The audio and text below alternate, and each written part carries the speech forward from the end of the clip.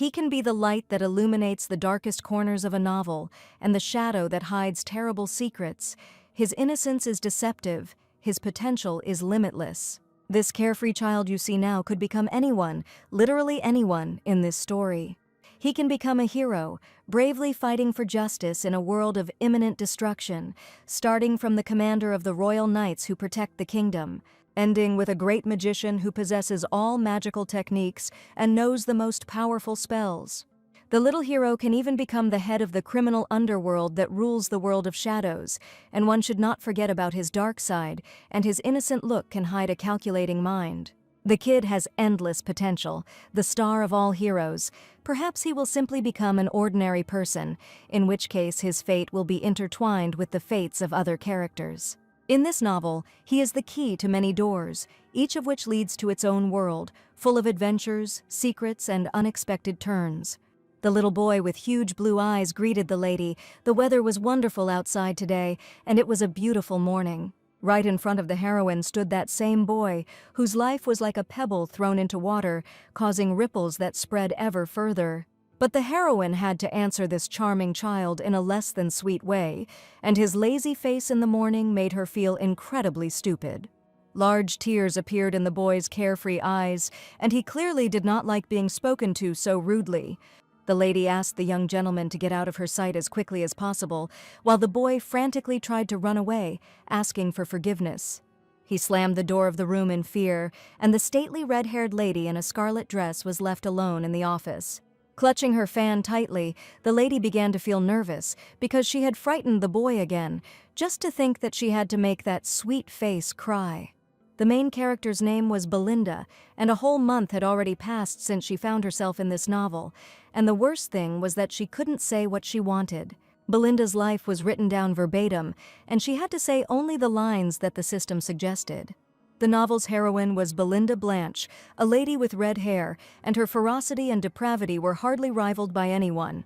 She had an inexplicable, mesmerizing power about her, and she was the best villain, and had a bad reputation in the high society of the Xenos kingdom. The precious daughter of the house, Blanche, who owns the largest casino on the continent, always bathed in gold for her crimes, for they amused him much less. People would say exactly that about her, that the gods could give such perfect beauty to such a fierce woman, and that must have been their last mistake. Who would have thought that in this fascinating novel, she was nothing more than a minor character? After Belinda's accident on the road, one day she opened her eyes and said goodbye to her past life forever. That day, the lady realized she had found herself in a child-rearing game and had become the character destined to die over and over again to remove the player's sense of justice. And this insidious role fell to Lady Belinda Blanche, who one morning woke up in her bed and found herself in a new life. It might sound unreal, but she actually found herself in the game at one point. The game she was transported into could create a real hero, and it was briefly called Doki Doki. A parenting simulator game where you need to raise the main character, what to do with him, and also develop his special skills.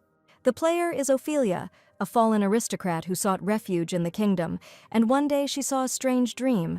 One cold night, she dreamed that a mysterious voice entrusted her with a child born under the star of heroes, whom she had to successfully raise. And so, Lady Ophelia ends up saving an orphan boy who was being abused by the daughter of a certain marquise. This boy is a child from a magical dream, born under the hero's star, the main character of the game. This game featured a cute red-haired Belinda who needed to complete the game mission anyway. The main character was perplexed as to why she became the daughter of this hated marquise and really wanted to be reborn as Lady Ophelia. According to the game's plot, Belinda dies anyway, and all because she tormented and abused the child her entire life. But the fact that she became Belinda did not mean that the heroine was ready to die exactly like her, because this was not her ending at all. According to the game's plot, which the main character remembered perfectly, Belinda met the main character when he began to serve her. And fortunately, since she hadn't seen him anywhere nearby yet, it seemed that she definitely hadn't met him yet. Since it had come to this, the heroine needed to try to live her life properly, and besides, she had no desire whatsoever to treat the child cruelly. The new Belinda decided to replay the plot and gently mock, and later send the child to Ophelia.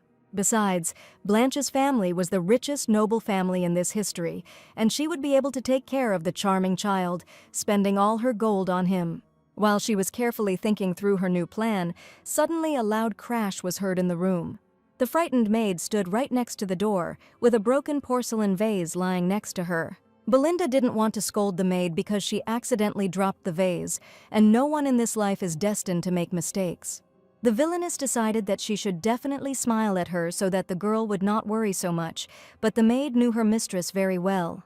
Belinda never expected that the girl would fall to her knees in front of her, and with tears in her eyes, admit that she had committed a crime worthy of death. Was it really so bad in this novel that the heroine couldn't understand how the real Belinda behaved if the maid was trembling with fear? She was definitely not ready to be such a villain, and decided that she needed to improve her reputation at least a little in order to make it before meeting the baby. So now the girl was preparing to put on her most benevolent smile in order to destroy her bad reputation as the biggest villain. Belinda asked the maid in a soft voice to raise her head, because she was bleeding directly from her forehead, and she wanted to see her wound. At that moment, the hated system sounded an alarm upon detecting dialogue that was inconsistent with the character's personality. A system window appeared in front of the heroine, but she had never seen anything like it even in the game. She asked the maid to raise her head again, and saw the incredibly frightened eyes of the young lady. And now this girl, who never dreamed of playing the role of a villain, will have to fulfill it. She touched the maid's face to make sure there was enough blood on her forehead, asking her to take a closer look. The system itself decides what the main character should be like, and even Belinda was shocked by the words just spoken. The maid kept banging her head on the floor to vent her anger at her mistress, and it looked too cruel. There was indeed a drop of blood running down her forehead, and the girl only prayed that it would satisfy the mistress, but in reality it was just madness. Suddenly, the main system window appeared in front of the girl with a new task in which she needed to find out who she was and where she was. The heroine was probably surprised by her sudden transfer into another body, but the system was ready to happily provide assistance so that no one would notice the substitution. And right now, she needed to complete the synchronization to become the perfect villain Belinda, and the heroine's perfect plan had just collapsed, and all the heroine's words and her mouth turned out to be a real portal to hell. In Belinda's new life, everything was too strange after her rebirth. She just wanted to be alone and asked the servants to leave her alone. Unfortunately, Belinda could not control her speech, and every threatening word of hers burst out of her mouth with the force she called it, and the servants ran away in fear. The lady did not want to be like this at all, and did not want to continue living like this, allowing these demonic sounds to erupt from her mouth. This definitely won't work, and there must be some way to turn off this stupid translator so that the heroine can use her thoughts. It was the same system window Belinda had seen recently, and now it had suddenly appeared again. The system offered to complete the synchronization, receiving a reward for it, and the heroine knew that there was a way out of any situation. Looking closely at the system window, the girl wondered how she would be able to do this. Suddenly, a voice was heard outside the room, and someone was asking Belinda for permission to enter the room. These were the maids who right now needed to help their mistress get ready for dinner with a certain gentleman. The unknown gentleman's name was Shuval. The girl tried to remember what kind of name that was and what kind of meeting awaited her. That's right, Belinda's main character had an older brother who was a respectable lord of this empire. All she knew was that one small fact: his name was mentioned once in the game's plot. If the heroine wanted to learn more about Belinda's family, she needed to gather as much information as possible at tonight's dinner. Soon the mistress's preparations were ready, and the maids carefully adjusted my lady's dress so that she looked, as always, simply impeccable. The image exceeded all her expectations. Lace, like black branches, wrapped around her waist, emphasizing the fragility and sophistication of her figure. As the main character thought, it was not for nothing that she turned out to be so beautiful, but to see such a luxurious outfit in person was simply amazing. Belinda may be the biggest troublemaker in the entire kingdom, but she is also an irresistible beauty who keeps up with the fashion world and all the latest trends. Her hobby is indulging in luxury, and her specialty is getting drunk and making scenes at social parties. With looks like hers, whether people liked it or not, she still attracted attention wherever she went, and the gossip magazines couldn't get enough of what they wrote about her. The new Belinda didn't want to live like this and didn't want to go through all this headache any longer, so she decided to change her image right away. She looked at the black dress with admiration. The black tones made her appearance look even more gloomy. Of course, the dress was simply incredible, but now the heroine decided to wear another one, brighter and more lively, because she would have to leave a good impression on her family. The lady appeared before the gentleman in an exquisite, soft pink dress, and this was her first appearance in her new leading role. For some reason, the huge living room was incredibly dark, and all the maids bowed their heads low as they greeted their mistress. The venerable young man sat at a huge table, asking the girl to sit down, and he had been worried for some time that she would not come. The man was Belinda's brother, named Cheval Blanche, and he was eagerly awaiting the opportunity to see his sister and talk. To be more precise, he was just the main villain's cousin, and she had a special relationship with him. Belinda once lost her parents in a terrible accident when she was still a very little baby. Her uncle, the Marquis Blanche, took pity on the unfortunate little girl and eventually adopted her and raised her as his own daughter. His affection for the little girl was so great that he loved this sweet girl much more than his own son. Because of the Marquise's loyalty, Belinda could not hide her perverted nature and never tried to restrain herself, considering all people mere mortals. Yes, apart from the loss of her parents at a young age, the new heroine and the main villain had absolutely nothing in common. For Cheval, she was just a younger sister who had brought shame on their family name and who had also stolen their father's attention, and it was clear as day that this man had no good feelings for her. The young man couldn't help but notice her new dress and admitted that the bright color suited his sister very well, and thanks to her, even the mansion itself became brighter. Cheval said with a sweet smile that this dress really suited her perfectly, and it was the first time he had seen her in such an outfit. He just called the villain by the affectionate name Belle, and it turns out that brother and sister are much closer than the new heroine assumed. Despite the young man's charming smile, Belinda was sure that he definitely hated her and could call him a worthless insect. The Villainess suddenly screamed, did she really give him permission to call her by her name so casually? And it seemed that in 1 second Belinda completely went crazy. The young man was frightened and immediately apologized, but the girl could not control her speech, which was a programmed system. Things were really bad, and Belinda hastened to shut that worthless mouth with a piece of meat to begin with. She sat in great anticipation of the Marquise's arrival, so that he could try to do something about this awkward, uncomfortable atmosphere. Suddenly, the atmosphere became even more terrible when the young man opened his mouth to speak his mind. After his question about what had upset his dear beloved sister, the heroine suddenly felt uneasy in a second. Her cousin stood right next to her, eager to hear the answer to his question, which probably had another meaning hidden within it. The young man even decided to let his cousin off the hook for not wearing a morning dress and instead showing up to the meeting in bright pink clothes. It turned out that only 1 single day had passed since her father's funeral, and only now did the heroine realize that the black dress was a mourning one. And Belinda certainly didn't expect to hear that the Marquis, whom she had been waiting for all this time, was already dead, and his funeral had taken place just yesterday. Cheval put his hand on the lady's shoulder and addressed his sister in a sarcastic voice, so unpleasant that the girl felt uncomfortable. It was true that his father had died, but the young man insisted that it was too boring for him to fall into despair simply because of his death. The young man stated that the girl should have at least continued to resist, and it would have been much more fun for him to break her this way. Belinda had no intention of playing her hated cousin's games when suddenly a loud crash was heard in the dining room. A red scarlet stain appeared on the exquisite velvet jacket of her cousin, who certainly did not expect anything like this.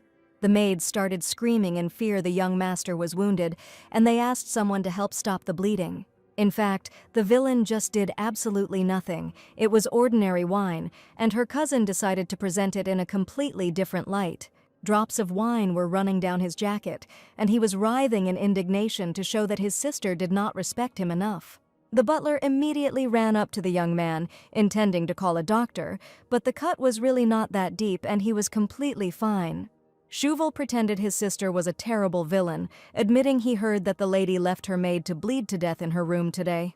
He claimed that the lady had grabbed the maid by the hair and slammed her to the floor this morning, which was too much even for the most terrifying villain. The young man lied openly to his sister's face, while the maids whispered behind her back that their mistress had truly gone crazy. Chauvel suggested telling the story of how the villain wounded the young gentleman with a knife, but the Marquise loved the young lady very much, and she did not even have the honor of wearing a mourning dress. Everyone considered the young Marquise poor and unhappy, and now everything became perfectly clear to Belinda. In this terrible house, she did not have a single ally. The Marquise's only relative unfortunately passed away, her only brother was a desperate psychopath, and the main character was not born with a golden spoon in her mouth, but only with an imitation of one. After a terrible time with her brother, the lady decided to read the newspaper about how Belinda Blanche made a scene in the jewelry boutique. The newspapers were full of stories. A generous brother paid compensation to the boutique owner on behalf of his sister, a good-natured brother covering the back of a naughty sister.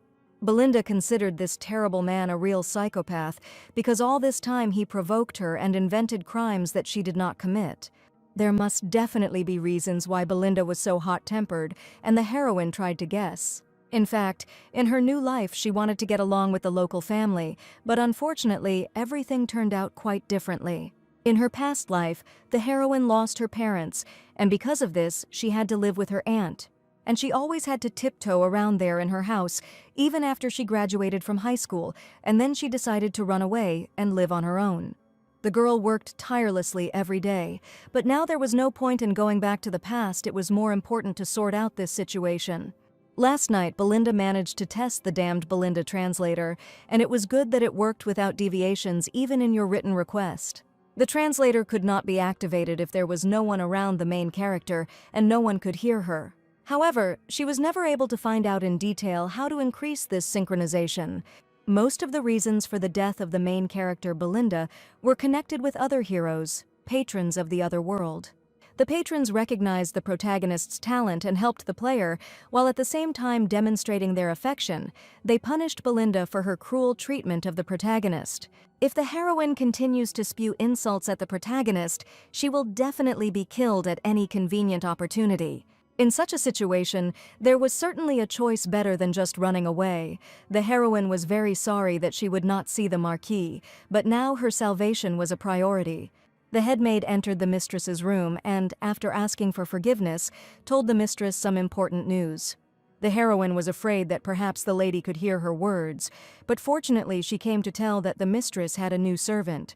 Her personal maid quit, and no one could find a suitable replacement, so the head maid brought in a child to serve her. In the room stood a little boy, an orphan, whom the young master had taken into his home to help poor families. Belinda couldn't believe how this little angel could watch her, especially since the boy had never had a family. This may be the novel's main protagonist, but the main character certainly can't be so thin and shabby. Belinda decided to turn to the game system, wondering if anyone was going to give her any clarification. She sat waiting for the coveted pink window to appear, but as luck would have it, nothing happened.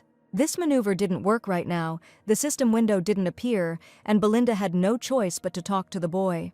She asked the boy to show his face so she could see closely what kind of hero she would now have to deal with. This boy looked like a real angel who came down from heaven, with a huge soul and good intentions. He was incredibly cute, like a little hero from a fairy tale, and the villain was even afraid to open her mouth so as not to say something terrible. Black hair like a raven's wing, gentle eyes like a puppy's, with flower petals swirling in them, and in reality, the main character turned out to be much more attractive. The boy looked like a cute puppy, and Belinda couldn't believe how such a charming creature could exist. The maid said that the lady could safely entrust the work to this child, who from that day on should look after her. She immediately left the room, leaving the lady alone with the boy, and Belinda certainly did not expect her to leave so suddenly. Sitting opposite the boy, the heroine decided to try to talk to him, but as soon as she opened her mouth, all the sweet phrases turned into real horror. So instead of asking how old the boy was, the heroine rudely called him a small fry and asked how long he had lived. The little boy turned out to be only 9 years old, and he looked with incomprehension at the new mistress, who looked like the most evil witch. Belinda even had to cover herself with a fan so that the boy would not be frightened by her frightening facial expressions, and she had to control her face. If the boys are only 9 years old now, that means there are about 6 months left until the start of the game. In 6 months, when he turns 10, he must meet Ophelia, who once ran away to the kingdom. It was truly an incredible relief for Belinda. Now that she had seen the boy's face, she could leave without any doubts. But if she's going to run away right now, the boy is unlikely to be able to live a happy life until he meets the main character. She silently looked at the boy and tried to understand what she should do, because most likely now she would have to stay next to him. The young gentleman knew how to clean well, and he also knew how to carefully repair cracks in wooden floors. He boasted that he could make any furniture even brighter and cleaner, and could also hang out laundry without interruption. And with all his little bodies trembling, the boy confessed that he was ready and would do anything for his new mistress, just so as not to be left on the street again. He was ready to become a useful, reliable assistant for her, and really wanted the lady to give him at least some work in this house.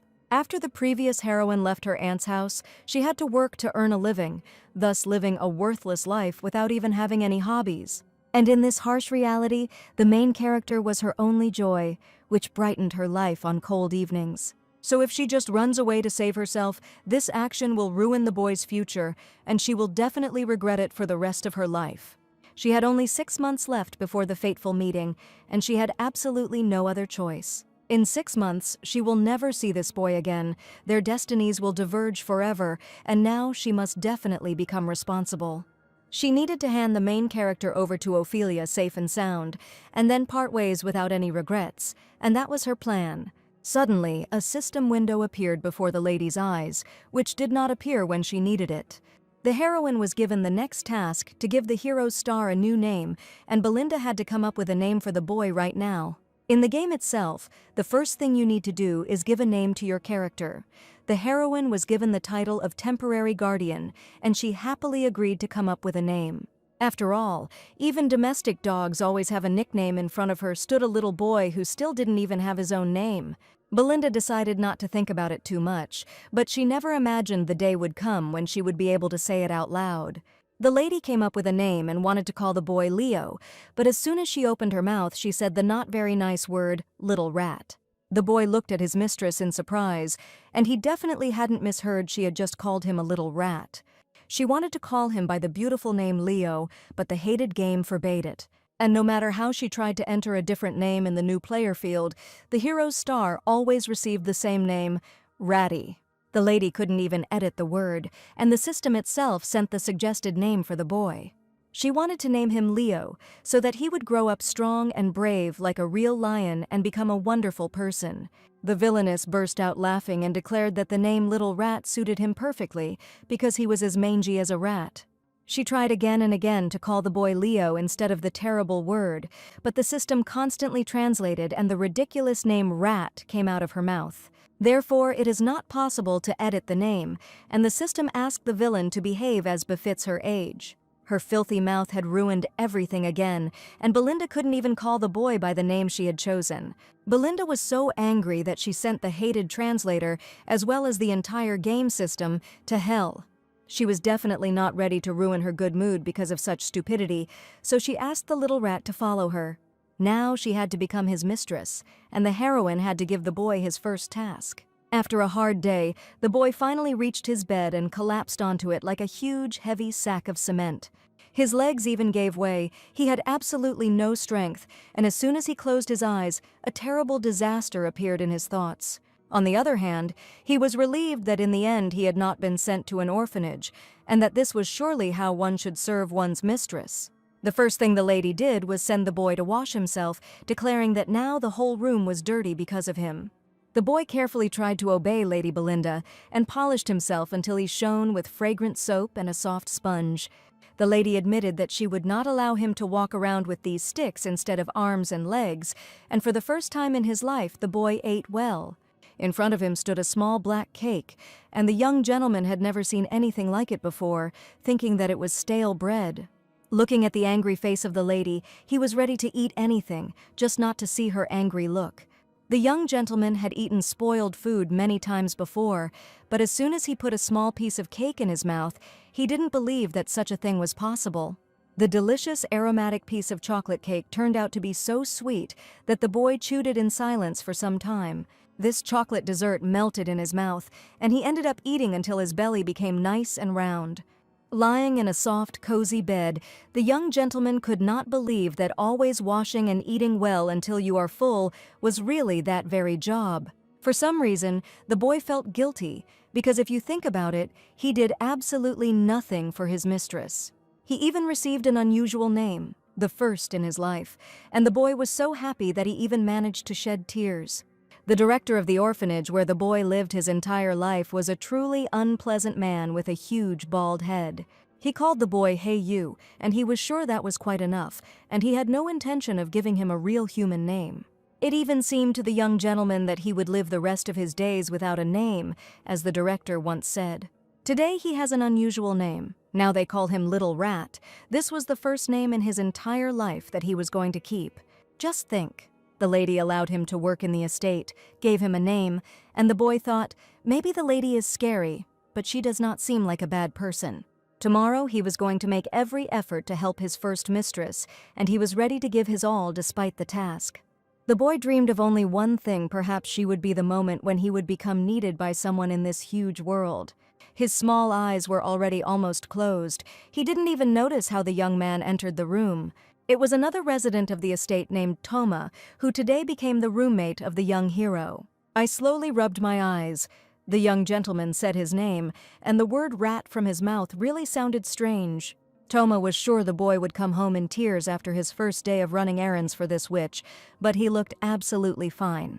Becoming a nobleman's personal servant immediately upon arrival was too strange, and the boy was actually lucky in a sense.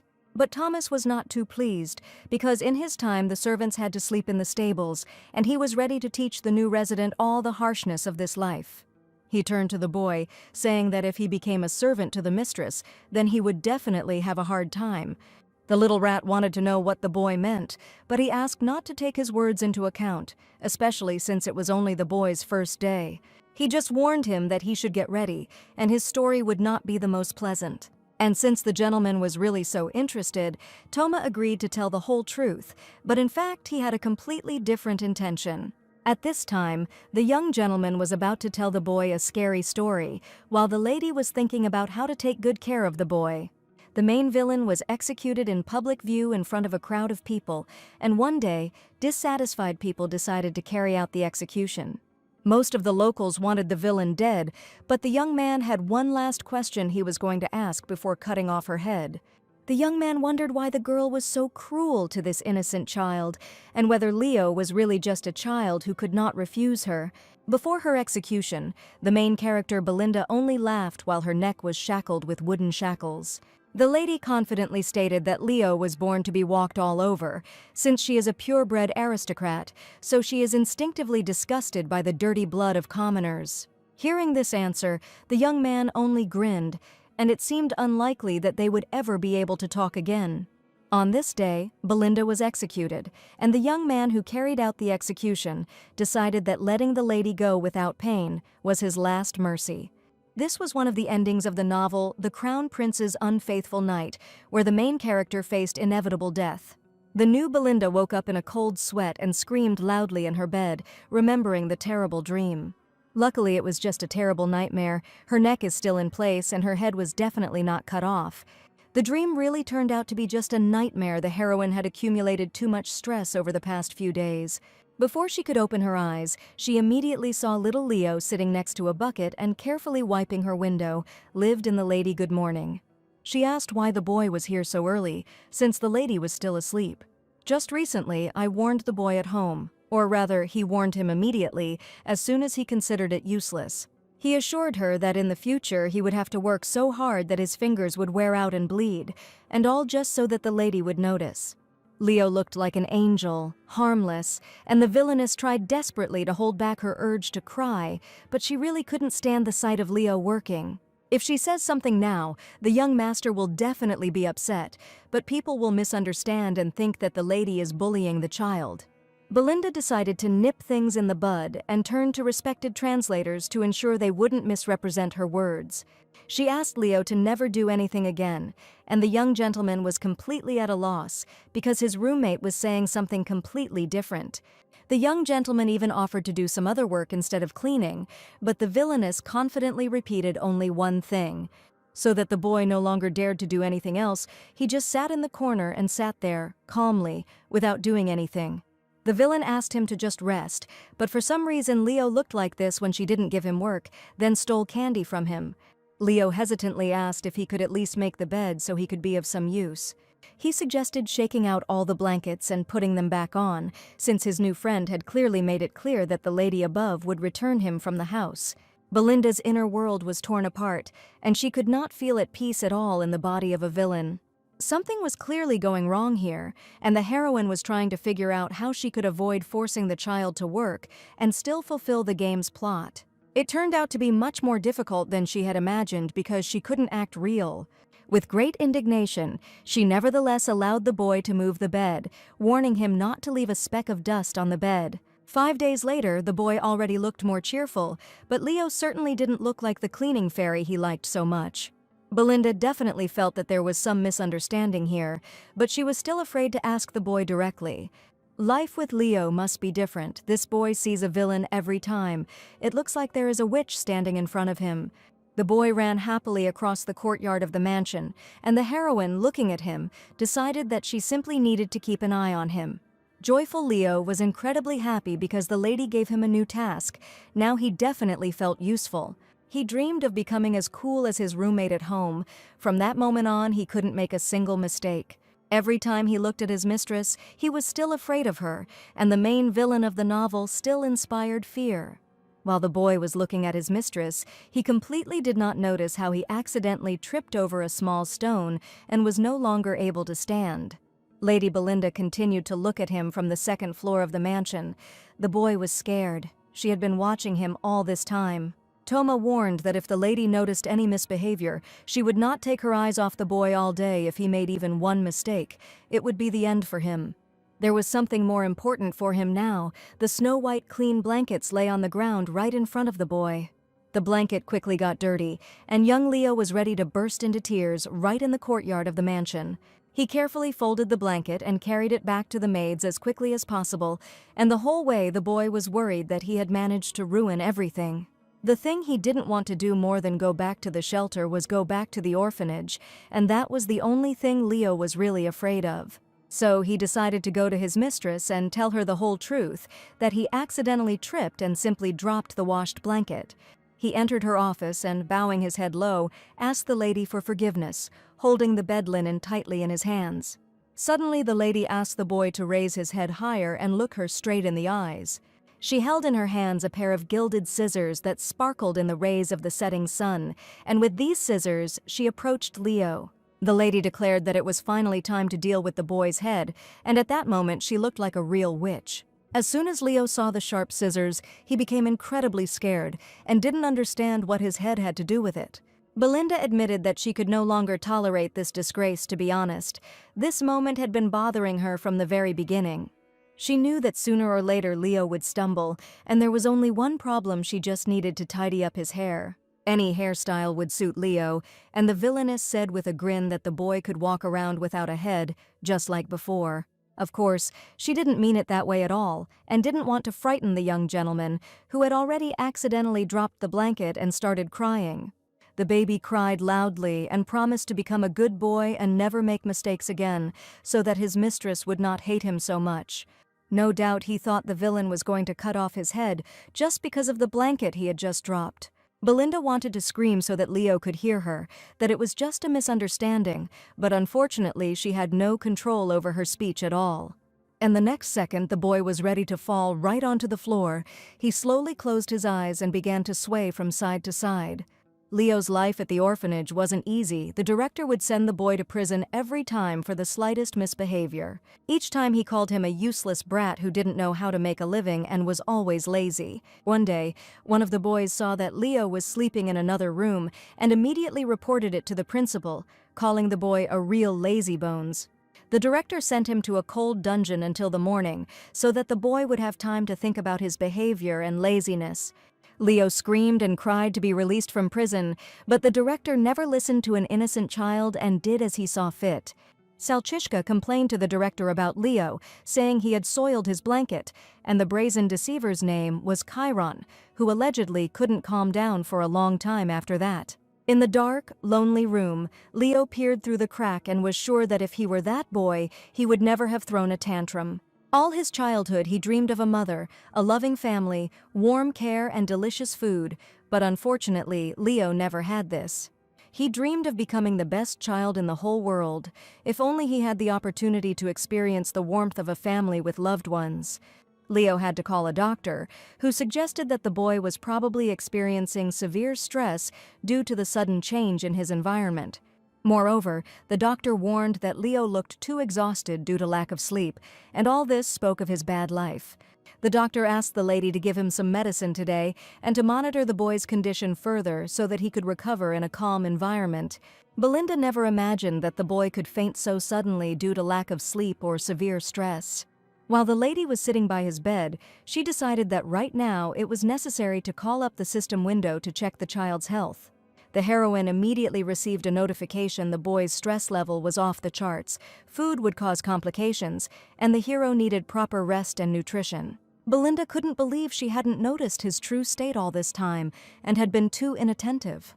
Perhaps I should have been more careful and not scared the child to death with my villainous statements and facial expressions.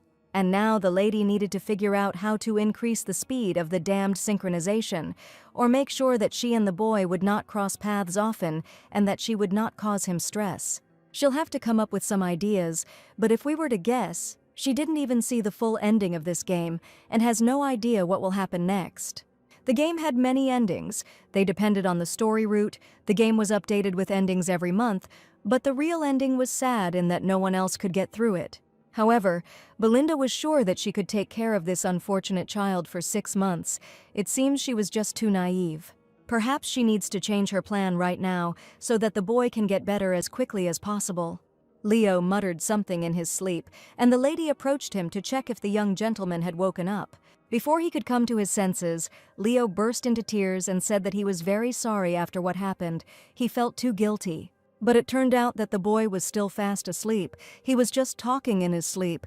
It seemed like the tit was a real nightmare for him. Leo was covered in cold sweat, calling for his beloved mother in his sleep, and he couldn't wake up from this terrible dream. Belinda looked at the boy with fear, realizing that he missed his mother incredibly and that something terrible might have happened in his childhood. She reached out her hand to touch the baby, but he continued to loudly call for his mother in his sleep. He was trying to grab something with his hands. He was probably dreaming of his mother, whom he was hugging with all his love. The villainess looked at this with great trepidation, inner experiences, and she blamed herself because she did not keep an eye on him. The only adult Leo could trust right now was her, and Belinda was only just beginning to realize that. The truth was that the heroine was afraid to be with herself. She was afraid that she would also be caught and killed, just like in the game. Right now, the baby was still just a child, just a 9-year-old boy who missed his mother so much. And all this time, Belinda did not even suspect or notice anything like that. Of all people, only she could help him. She carefully took the boy's hand and felt very sorry for him. All this time, she had been a cowardly adult heroine. Belinda promised that until the boy met a real guardian who could raise him properly, she would protect him no matter what happened. And now it no longer felt like a realistic game. It was the main character's second life, and everything else was in the past. She lightly touched his forehead with her lips, leaving only a light, barely perceptible kiss on the skin. A determination was born in her soul, which grew stronger with each passing second. She promised to take care of Leo, to protect him from the dangers and injustice of this world. She will become his mother, teacher, friend, everything he needs. He will receive everything that she herself was deprived of in childhood, love, care, and support. The lady touched the rope to call the headmaid, and the next second there was a quiet knock on the door. The headmaid immediately came to the lady and asked why she had called her. Belinda sternly ordered him to forget the manager right now, but the lady was surprised that she really wanted to see him at such an hour. The role of the villain still helped her, and the heroine never repeated her orders twice, and every servant in the house knew this. While the young gentleman was still unconscious, his roommate was enjoying his solitude as he lay in bed. Toma immediately noticed the disappearance of the young master and dreamed that he would disappear from here forever. Suddenly, someone passed behind the door, and the young man thought that the orphan had returned, but his opinion turned out to be wrong. Perhaps Toma was just happy that this boy only got a small scolding and would probably never show up here again. Children without proper upbringing will never grow up normal, and the most important thing is that the beautiful villain of the novel understood this. She carefully entered the room where Toma was lying and declared that the boy had quite a luxurious life. The lady's appearance in the servants' room was too unexpected, and Belinda asked if it was really he who had told the boy all this nonsense. The boy jumped out of bed, not believing his eyes, because this voice really belonged to the lady who was standing in front of him right now. Belinda hated it when someone touched what was rightfully hers, and she told the boy so openly. She glared at Tom and asked how dare this rotten potato-like worm encroach on her property. There was absolutely no point in being cowardly. Now Toma was now serving Mr. Shuval and had no intention of groveling before yet another aristocrat in the form of a mistress. The boy insisted that he had no idea what the lady was talking about, that he was completely unaware of what was going on. The Villainess was a real villainess, and when she threw her leg onto the bed, her shoe was just a few centimeters from the young gentleman's most secret place. Toma never expected that the lady would actually go on the offensive, but this gesture really scared him. The lady asked menacingly, "He of all people should know what happens when they meet her eyes and she is not in the mood." Belinda decided to warn Tom once and for all that if something like this happened or happened again, she would not let it go. And next time his neck ends up under her thumb, she will definitely not let him get away with his lies. After talking with the young man, the heroine felt a certain relief, as if a heavy stone had finally fallen from her soul. The heroine didn't teach this brat a lesson. For nothing, she definitely had her eye on him, because he dared to mess with her child. A system window appeared in front of the heroine, starting synchronization with Belinda's body. Nothing changed for a whole week, and then suddenly growth began. The servants were whispering, the mistress was back in her element, she was able to create a scene even in the servants' restroom. Now Belinda finally understood how the system worked, and she was ready to show that she was an even worse villain. And it was necessary to complete the synchronization as quickly as possible, so the heroine decided to use this amazing method. Every day she would shout at the servants relentlessly, warning them that they had to lay out a red carpet for her wherever she wanted to set foot. It was incredible. The synchronization numbers were growing at the speed of light, and for this the heroine simply had to behave exactly like Belinda. It seemed she had a talent for portraying herself as a tyrant, but still, the girl was most worried about the fatal ending, but for the sake of her Leo, she was ready to take on the role of a villain. The cousin was working in his cubicle and was informed early in the morning that Sister Belinda was causing huge problems again. For a while she behaved rather quietly, then the light flickered again, and the butler and the master tried to figure out what to do next. The young man asked to leave his sister for a while, since now there was absolutely no reason to bother her. Things with the will were gradually moving forward. A letter arrived from the notary, and the butler informed me that the will would arrive at the estate tomorrow. The gentleman considered this news to be simply excellent, because tomorrow it would finally become known who the family heir was. They have subjugated most of the house's commercial allies, so even if something goes wrong, they will happily follow the young master and be on his side. This was exactly what one of the heirs had been trying to achieve, and by this point they had been walking for too long, so the young man was almost celebrating his victory. From that very day on, the Blanche family's cousin played a certain role, the stupid older brother with no ambitions.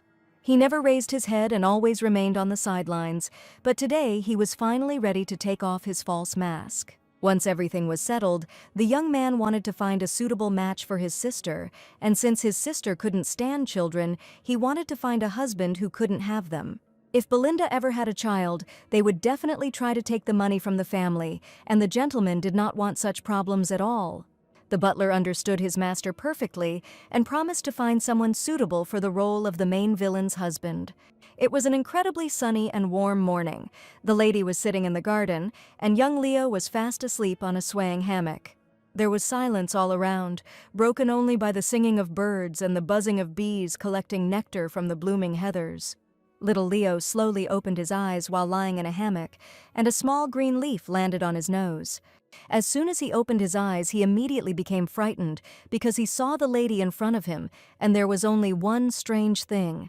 Leo didn't even notice when he managed to fall asleep, and this hammock turned out to be incredibly cozy, and this is exactly what the lady was counting on. The lady asked how long the young gentleman intended to sit on the ground when he had that very example of etiquette before him. He climbed onto the chair, realizing that now he had to do like Lady Belinda and look elegant, like a true aristocrat. The boy crossed his legs and placed his small hands on his knees, straightening his proud posture, which truly met all the rules of etiquette. Belinda mentally called Leo the cutest kitten, but unfortunately she definitely couldn't say it out loud, because she had to play the role of the villain, but the boy noticed that the lady had just smiled sweetly. She called him a rat again and asked him to open his mouth. The boy looked worriedly at the only person he trusted. He felt that the lady would not do anything bad to him, despite her angry face, and would always treat him with care. Belinda asked him to open his mouth so she could spoon in a tasty treat that he had probably never tasted before. Never before had he experienced such a taste pleasure. His culinary experience had been limited to stale bread and watery soup, and so this delicacy seemed like a real revelation to him. His eyes widened in delight when he felt something crispy, yet incredibly melting right in his mouth. The very next second, the boy closed his eyes, clutched his face with his hands, and felt something sour and cold. It was his reward for being a responsible caretaker of the hammock, and Belinda asked the boy to eat every last spoonful of the delicious lemon ice cream. The gentleman liked the lemon aroma, and he happily devoured the ice cream, savoring every little spoonful. It seemed that Leo was absorbed by the taste of the aromatic ice cream, which it turned out penetrated into his very soul. Belinda wanted Leo to have a happy childhood, like bright colors on the canvas of life, but she knew she could never replace his parents. Leo thanked the lady for the lemon snowflakes as a gift and said he was preparing to leave that evening. Belinda couldn't believe what she was hearing. They were talking about leaving, which meant she had missed the mark again. All this time, the young master was ashamed of his mistakes, and he couldn't even shake out the blanket properly, but instead ruined everything. Leo felt guilty when he lay in bed all day, when he was sick. Even now, he just dozed off. He told the lady about this with all the sincerity of a child, feeling that this time he had not done enough. Leo admitted that during this short period of time he was unable to serve his mistress properly, and he could simply be called a worthless servant. Now the heroine finally understood why her look was so upset every time a new task was taken away from him. All this time he was just trying to prove that he was worthy of staying here. She patted the boy on the head carefully, but he was absolutely sure that the villain was about to start screaming at the whole garden. Feeling the gentle touch, the boy first closed his eyes and was even afraid to look at his mistress. All the not-so-villain wanted from him was for Leo to grow up healthy and never get sick again in his life. She looked at the young gentleman with sincere eyes, realizing that she was the only faithful person in his childhood life. Continuing to play her part, the lady stated that Leo was skinny and small like a little rat, so he was of no use at all. Leo didn't expect what would happen next, but the lady only gently warned him that now he must eat everything the mistress gives him in order to grow big and strong. The boy asked if his main job was to eat a lot and grow big. Belinda decided to turn the situation around by promising that he would become a useful servant in the future, and when time passed, she would keep him by her side forever. As soon as Leo heard the word forever, he couldn't believe his luck that he would actually be able to stay and work in this wonderful house. And now he was ready to try incredibly hard to justify the expectations of the lady, whom everyone calls the main villain of the empire. Leo clenched his little fists and screamed, "Now he will eat a lot, so that in the future he will grow into a very big mouse."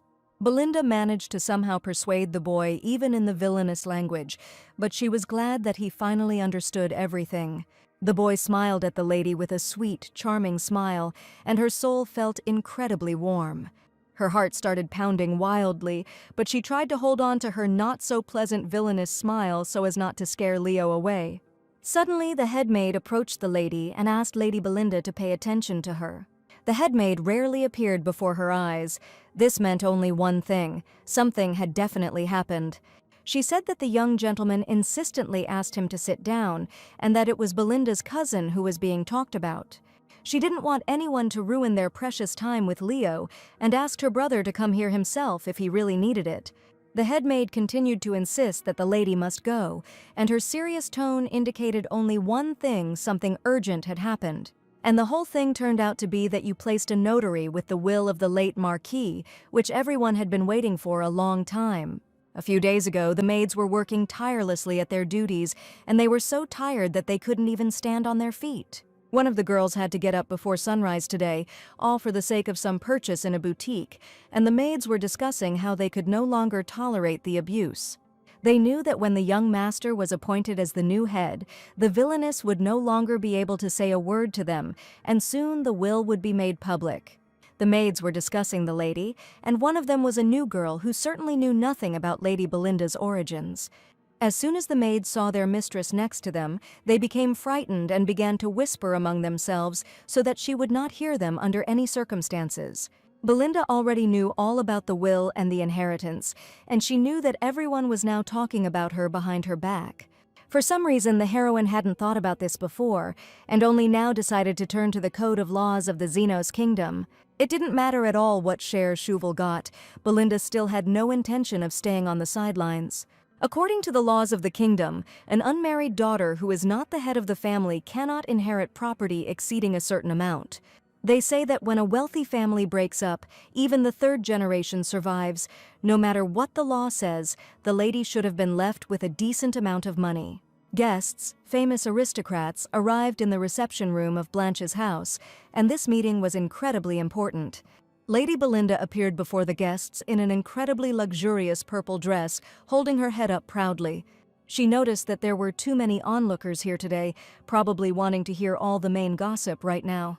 The heroine understood that she needed to behave with dignity and not pay attention to manipulation, rumors, and distrustful looks.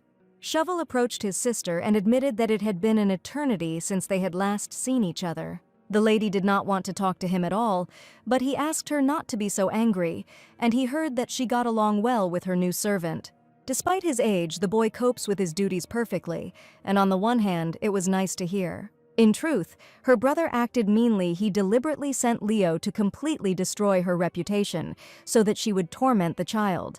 But even bad relationships in the family should not expose the poor child like that.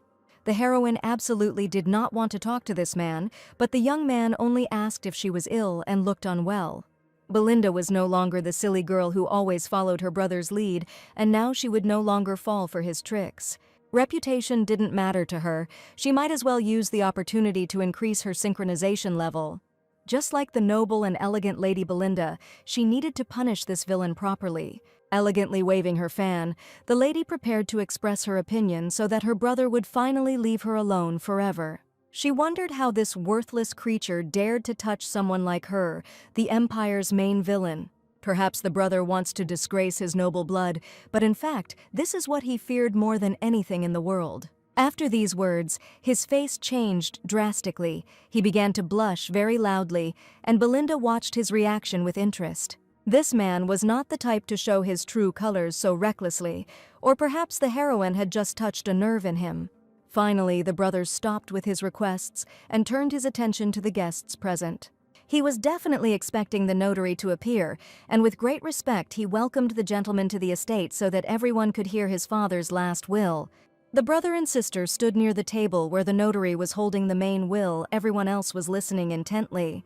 The notary began to read the will slowly, swearing in the name of the law to tell the truth and only the truth. Everything that is now going to be read aloud in the will represents the last will of the deceased, and the notary confirmed that there is no lie or distortion here. Throughout his life, the Marquis had made every decision to protect the honor of his family, and now he intended to pass on this responsibility to the next generation. In accordance with all traditions, the Marquis bequeathed the title of Marquis to his eldest son, named Chauvel Blanche. As was to be expected, of course, this is his own son, and only to him can he pass on the honorable title of Marquis. Belinda didn't care at all whether this brat became the head of the family, and she was never interested in the position of head of the house. The brother was self-confident now. Only one thing mattered: what share of the inheritance would belong to the heroine. The Marquis left his daughter a legacy of 100,000 gold pieces and the eastern extension of Blanche's mansion in the royal capital. The guests started laughing. The Marks demanded a small amount. The extension was an abandoned building that no one had used for many years. Hearing about the money, Belinda became thoughtful because this amount meant too much to her. Judging by the local game economy, a month's stay usually costs 30 gold, and this was Belinda's imagination. The Marquis turned out to be generous, and the lady breathed a sigh of relief, because now she could sleep peacefully. That wasn't all 3 mansions on Velvet Street, the famous forest on the territory of the Eastern Dune, and partial ownership of the beach, as well as ownership of a mine in the north of the territory, and the entire contents of a personal safe that previously belonged to the previous head of the family. The above assets will be inherited as Lady Belinda's dowry, and with these words the notary finished his speech. The talk was about a marriage dowry, and to receive it, the heroine needed to get married, and do it as soon as possible.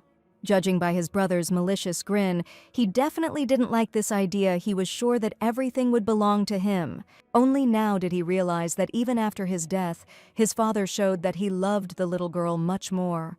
Suddenly, a man in a black mask appeared at the meeting with a glass of red wine, whom no one knew. The young man appeared too unnoticed. He looked like a real aristocrat, and his clothes were incredibly luxurious. After the meeting, the heroine thought for a long time about the notary's words and about the property inherited under the pretext of her marriage dowry. If you think about it, that's a whopping 40% of Blanche's entire house fortune that should go to her. Moreover, the Marquis wisely arranged for a very tricky condition. Lady Belinda's future husband would be chosen according to her wishes, and the inheritance would be issued if the married life lasted a year. If the lady dies in an accident before the dowry is due, all assets will be released to the public. It was truly a huge relief. Thanks to these conditions, the heroine could not be afraid that her brother would want to harm her. Why didn't Belinda take advantage of this opportunity? Given her character, she would have easily found a suitable man and got married. The heroine couldn't understand what the girl had been thinking about all this time. The headmaid approached her and asked the mistress to check everything. She decided to think about this a little later, and now she had to sort out the questions she had received. There was something more important for her now. The servants had prepared a new hairstyle and outfit for the young master, relying on her expectations. The boy looked incredibly cute, and now he looked like the Leo she knew in the novel. Leo didn't even know if he could accept these things, and perhaps he could misunderstand his mistress. Of course, this was not all the clothes that the lady offered, and Leo was in for the biggest surprise of his life. They had a bunch of outfits, enough for a full fashion show, and the lady shouted for the boy to try them all on. The first outfit was for walking. The bright yellow checkered pattern was the highlight, creating the feeling of walking through a sunny field. The next outfit was a play suit, the soft color palette reminiscent of cherry blossom petals in full bloom. The next look was just perfect for formal events. The highlight of this outfit was the 11 layers of ruffles. Belinda loudly declared that she wanted to buy all the outfits because she couldn't resist any of them. She asked to pack everything right now, wrap up all the cutest outfits, and decided to buy them all. Belinda felt her attitude towards money was gradually dulling, and perhaps it was time to stop there today. The lady noticed that the girl was regaining her senses and that she would probably be able to buy much less if she thought about it. She began to offer her other luxurious outfits, admitting that the lady had excellent taste. The heroine definitely couldn't resist the full costume set, which also included long leather boots and gloves. She asked the boy to try on the suit as soon as possible, and suddenly her synchronization was increased again. Suddenly, Leo became sad for some reason and turned to his mistress as if he felt guilty. Perhaps the heroine overdid it, and the boy began to think that she was simply making fun of him. And of course, in reality, everything was completely different, and the villain needed to make the boy understand that he was the best in the world. All the wonderful purchases were quickly loaded into the carriage, and the shop employees, with tears in their eyes, thanked the lady and asked her to return quickly. It was the first unusual day when the boy finally had his own clothes, and he would never walk around in rags again.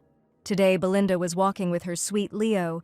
The weather was beautiful, and she wished every day could be like this. The boy was eating a delicious ice cream and suddenly noticed a huge building, asking what it was. If you think about it, this was the very place that the heroine had already known once. They stood near the kingdom's majestic temple, and now that Belinda saw it in person, it became clear to her that it was just as beautiful as it had been in the game.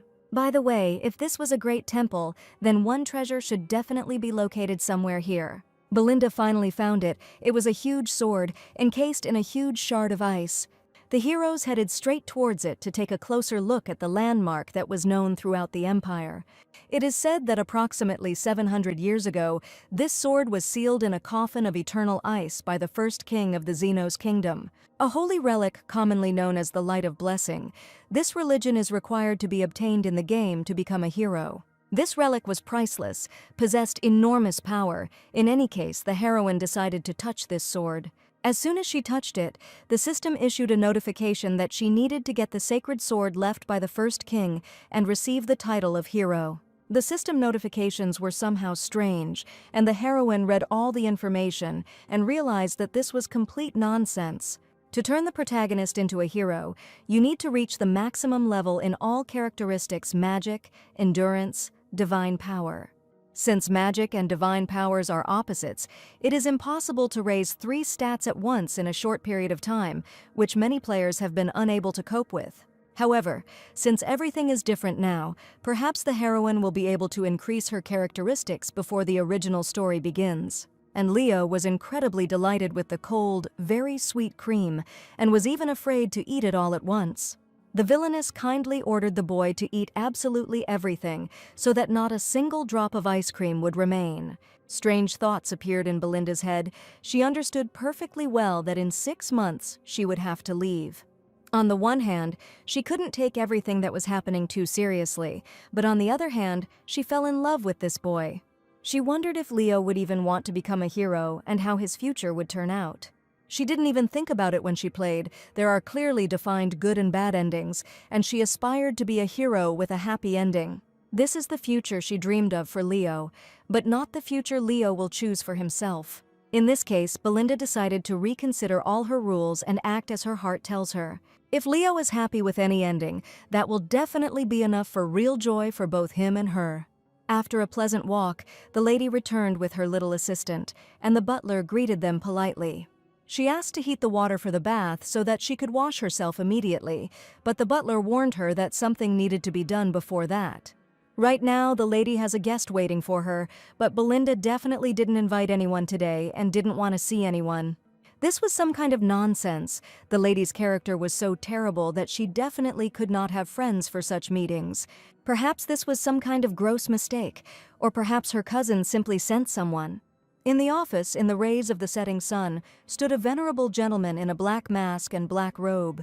This gentleman looked mysterious and enigmatic, but his black mask added even more uniqueness to him. His voice was low and velvety. He immediately addressed the lady as soon as he saw her. Looking at the stranger, the girl could not understand who this man was, and there was definitely no such character in the game. His deep blue eyes reflected his aristocracy, and the lady asked who he was and why he had come to visit. The young man immediately apologized with dignity for the late visit. His name was Alan Fenedon, and he had been sent to the lady by His Serene Highness the Archduke of Valwachten. He had come to meet the young lady at his lordship's behest, and this meeting was likely to be important. Belinda never expected to have to talk to anyone today, but the mysterious look of this young man caught her attention. Come to think of it, she had seen the emblem in the game before, and she was trying to figure out who this person was. In one of the endings, there was a finale in which it was possible to join the Duke's Knights at home. If you add to all of Leo's characteristics his mastery of the ball, then you can see it. In the far north of the continent lies a vast snowfield, where a huge barrier stands, blocking the invasion of demonic creatures. The guards who guard this demonic barrier are the ducal house, and the Duke belonged to one of the most powerful families in the kingdom. Rumor has it that he always wore a mask to hide his ugly face, and 4 years ago in this story, he killed not only his parents. He also killed his elder brother's wife and child, and after this assumed the high title of Archduke. And now, right in front of her, stood one of the people from the ducal house, and it was unclear why he had come here. As expected from a subordinate of the demonic Archduke, his aura was simply murderous. There is a rule that a northern knight must always wear masks outside the territory. Belinda wondered what business had brought this worthless knight from some backwoods country to come all this way. The young man sighed and realized it was better to get straight to the point because the villainess's speech was not very welcoming. His master wanted to get the Harrington mine, so they decided to offer the young lady a special deal. The mine was one of the assets that came as a dowry. Rumors spread very quickly, and even suitors were found, although the heroine was not yet married. The lady asked to voice the conditions. Considering the entire route, she will definitely need to think about this proposal. She wanted to see how much she would be offered for the deal and how profitable it would be for her. The young man warned that the lady must marry the Archduke for a certain period of time, and then separate by mutual consent. It even looked like a marriage proposal, but to put it simply, it was a regular sham marriage. A year later, when the lady inherits her dowry, she will simply need to transfer ownership of the mine to the Archduke. But his lordship only needs the mine, and the gentleman is not going to demand anything more from the Villainess. To be honest, this was quite a tempting offer for the heroine, and she thought about it for a while. The share of the property is considered a dowry. She will not be able to touch this money before the wedding, and there is a law that the bride's entire dowry becomes common after the wedding. The gentleman still has a chance to take half of her property, but instead he must make a lucrative offer. Perhaps he really has something in mind, wants to somehow get everything, and besides, this deal is with a man who is called a demon. The lady decided to inquire what kind of person the Archduke was, and she had heard only terrible things about him. The boy with the snowball said that the gentleman definitely had all his limbs. This answer was too funny. He also knows how to shake hands, maintains discipline, and takes a responsible approach to fulfilling his obligations. This information did not help Belinda at all. She wanted to know something more specific, and she could not understand what was wrong with this ignoramus. Since he appeared here as a matchmaker, he must explain everything clearly: appearance, income, and everything else. Black hair, blue eyes, a neat nose and mouth. The heroine didn't even understand whether she was really being spoken to by artificial intelligence. She wanted to know how handsome his owner was, so that she could at least not turn up her face throughout her married life. The young man said only one word: his master is simply handsome, but Belinda wanted other specifics. His words sounded as if hesitant, which confused my lady a little because now she didn't understand anything at all.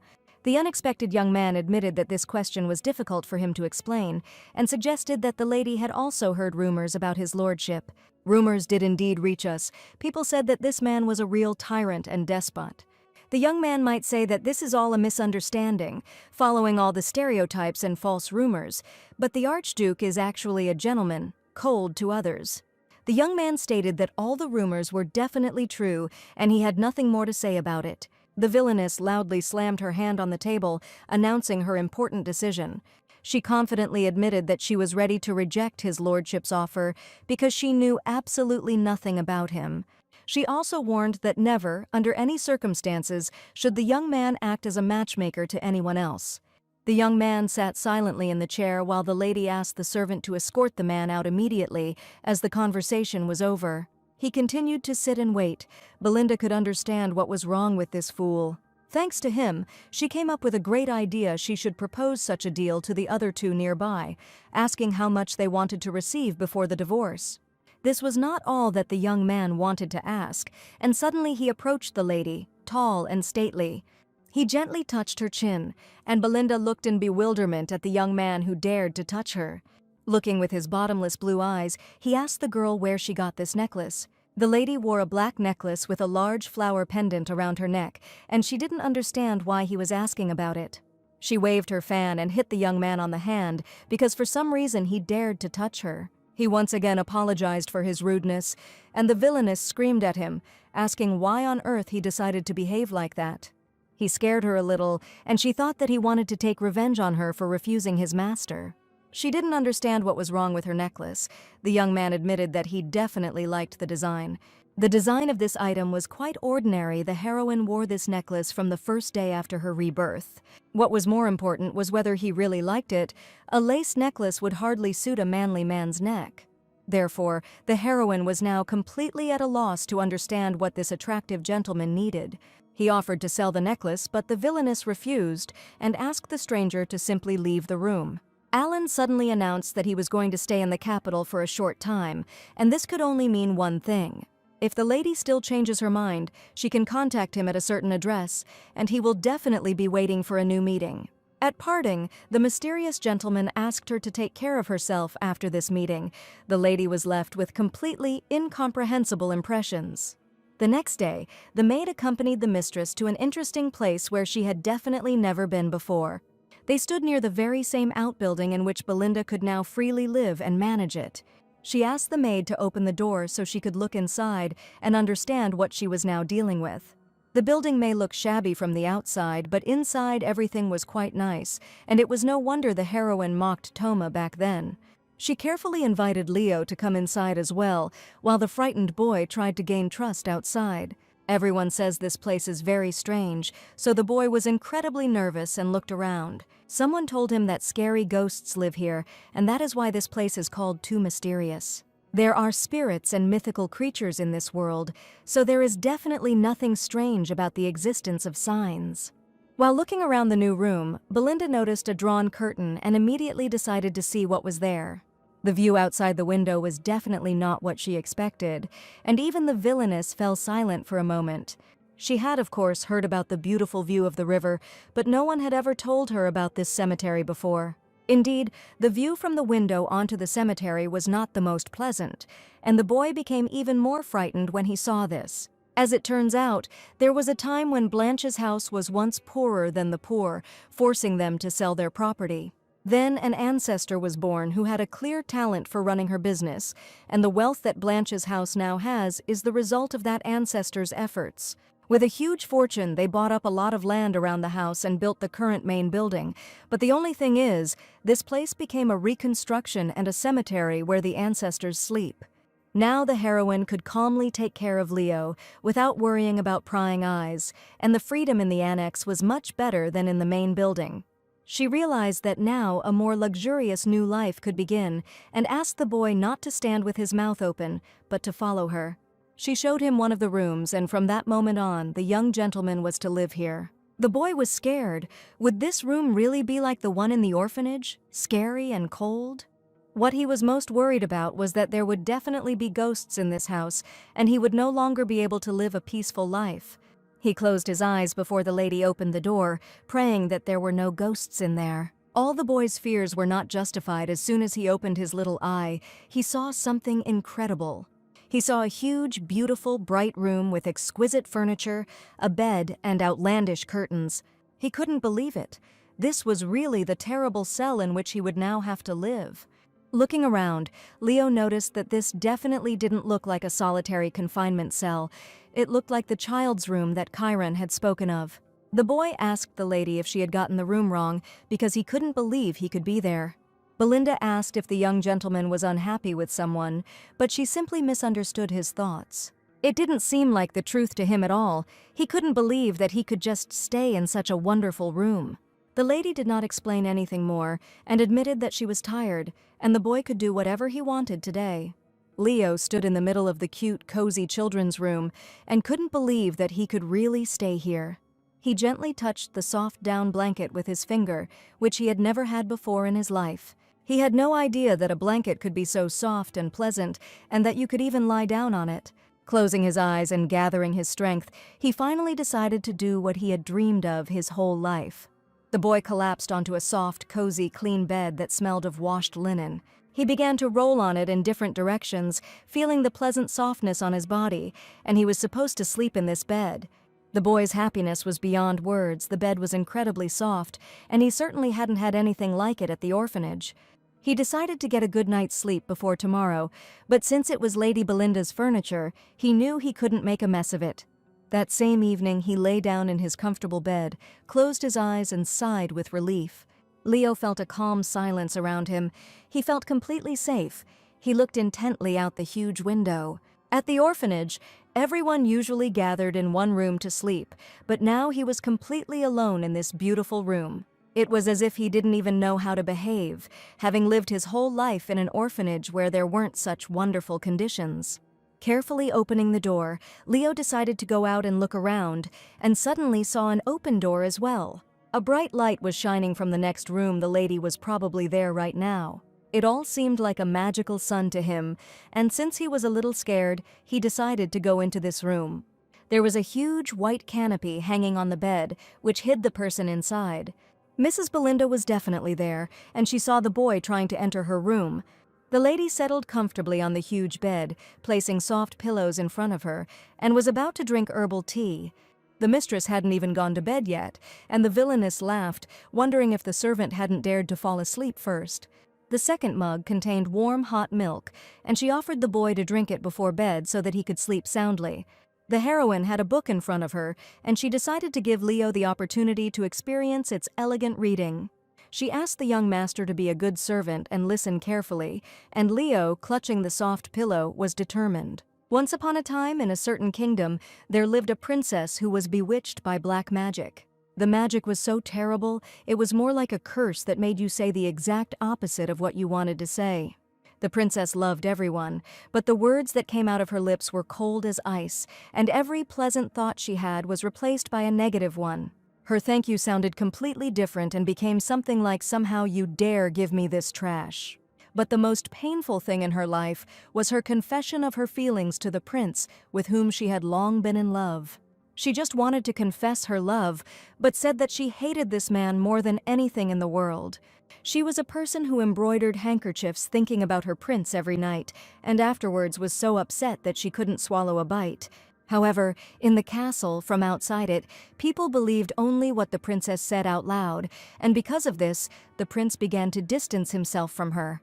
After the terrible tragedy, the princess could no longer say anything at all, and decided that her punishment would be eternal silence. Because there was not a single person in this world who would listen to the princess's true and sincere thoughts. This story was incredibly similar to Belinda's story, and every moment of it reflected reality. Everyone says that she is rude and cruel, but only he knew that the lady is completely different in reality. The boy felt, of course, that the villain could be very frightening, but still, deep down, he knew that she was a completely different person. The lady stroked the boy's head carefully, and he felt incredible warmth and sincerity. No one else knows what the lady really is, and only the young master knew about it. So he was definitely sure that the villain was the most wonderful person on the council who gave him warmth. It was she who became the person he could trust and no longer be afraid of adults, and he was always ready to be on her side. The discussion of the dowry continued in Shovel's office, and he declared that the old man had finally truly moved his head. In any case, he was now the official head of Blanche's house, and he had dreamed of this since childhood. Blanche had wanted to be the boss all his life, except for the part where a stupid woman with nothing but noble blood steals his gold. With the succession to the title now legalized, it is now time to discuss all matters with the royal family. Therefore, the young man ordered that we ask His Highness the Crown Prince what he thinks about charity projects. If a large sum is donated to the society, His Highness will certainly be interested in it.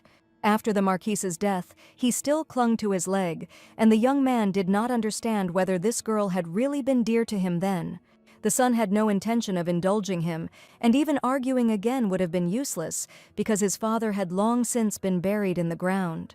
That evening, the villainess decided to take a hot bath to finally relax and think about the upcoming business. She thought about her cousin, and everything was as simple as pie. There was even no need to guess anything here. The game of survival is quite tough from Belinda's point of view, but luckily she now has at least a tidy sum of money on her. In the original story, Belinda dies, and no matter how careful she is, someone might stab her in the back. If only the heroine had extra lives in this game, she would have succeeded, but she had never thought about extra lives before. This thought appeared in her head unexpectedly, and even now she could not understand why she had never thought of it before. She decided to go to the game store, but access was restricted and temporary guardians could not use this feature. Still, this couldn't be called the end of the council, which meant she needed to somehow get permission. In the game, Leo's outfit was labeled as Madame Orland's work, and at the time, the heroine simply thought it was an unremarkable detail. The store actually exists, which means it definitely has premium items. Besides, there is some way to make what she needs, while paying a large sum of money. Of all the other things, there is only one thing that the heroine would really like to buy. A first-class healing potion that was said to be able to resurrect the dead, and it was called the source of all things. An unearthly thing, capable of even restoring lost limbs, the greatest creation of the skilled magician Vivian. This item was indispensable even during the game. Thanks to it, the heroine managed to survive in particularly dangerous situations. Based on its description, the girl who created it must be a powerful mage named Vivian. And if the lady's memory served her right, she was now in exactly the place she knew about. A huge queue formed outside the majestic temple this morning, but the priest asked people not to push and to stand one at a time. The poor lady thanked the Holy Father with all her heart, because today the church was distributing aid to all those in need. Belinda was here today too, and she was sure that she could find the magician because she often appeared here. It was okay. Even if she had to wait, she had no idea when Vivian might show up. The priest turned to the girl and asked for forgiveness. There were too many people today, so they decided to close early, but someone didn't have enough pieces of bread. The heroine noticed the girl in the hood, from under which her face was completely invisible, and felt something. This man in a black robe and a strange hood, no matter how you looked at it, looked very suspicious among everyone. The villainess turned to the girl, calling her a pathetic insect, and asked since when magicians beg for alms in the temple. It was indeed Vivian. As soon as the priest heard the word magician, he immediately understood who she was. Legends say that magicians and priests never got along with each other, most likely because they believe in and use different powers. The priest warned her once again that there was no more food for today and asked the stranger to leave the area immediately. The lady said that she would have to drink water again today, but the mistress turned to her. Their conversation was not yet over. She had a strange look, as if this girl had really been hungry for a long time and needed help. Belinda asked, how about asking her for alms instead of asking the Almighty? The lady confessed that she could not accept such kindness from a stranger and felt completely insecure. The villain simply asked what kind of salad to make from fresh vegetables, or a warm stew with tomatoes over low heat. She deliberately started listing delicious treats to somehow attract attention to herself, and as soon as the stranger heard about the fresh steak with an incredible sauce, she couldn't refuse such an offer. She turned and grabbed the lady's hands, asking what she had just said. It was indeed a question of an incredibly tasty steak, and the sweet red-haired girl decided to ask for help. This steak did not turn out to be her magical dream, and after a while, when they arrived, a huge piece of meat was lying on the table. She couldn't believe that such joy had come over her. She was incredibly grateful to the lady for the delicious treat.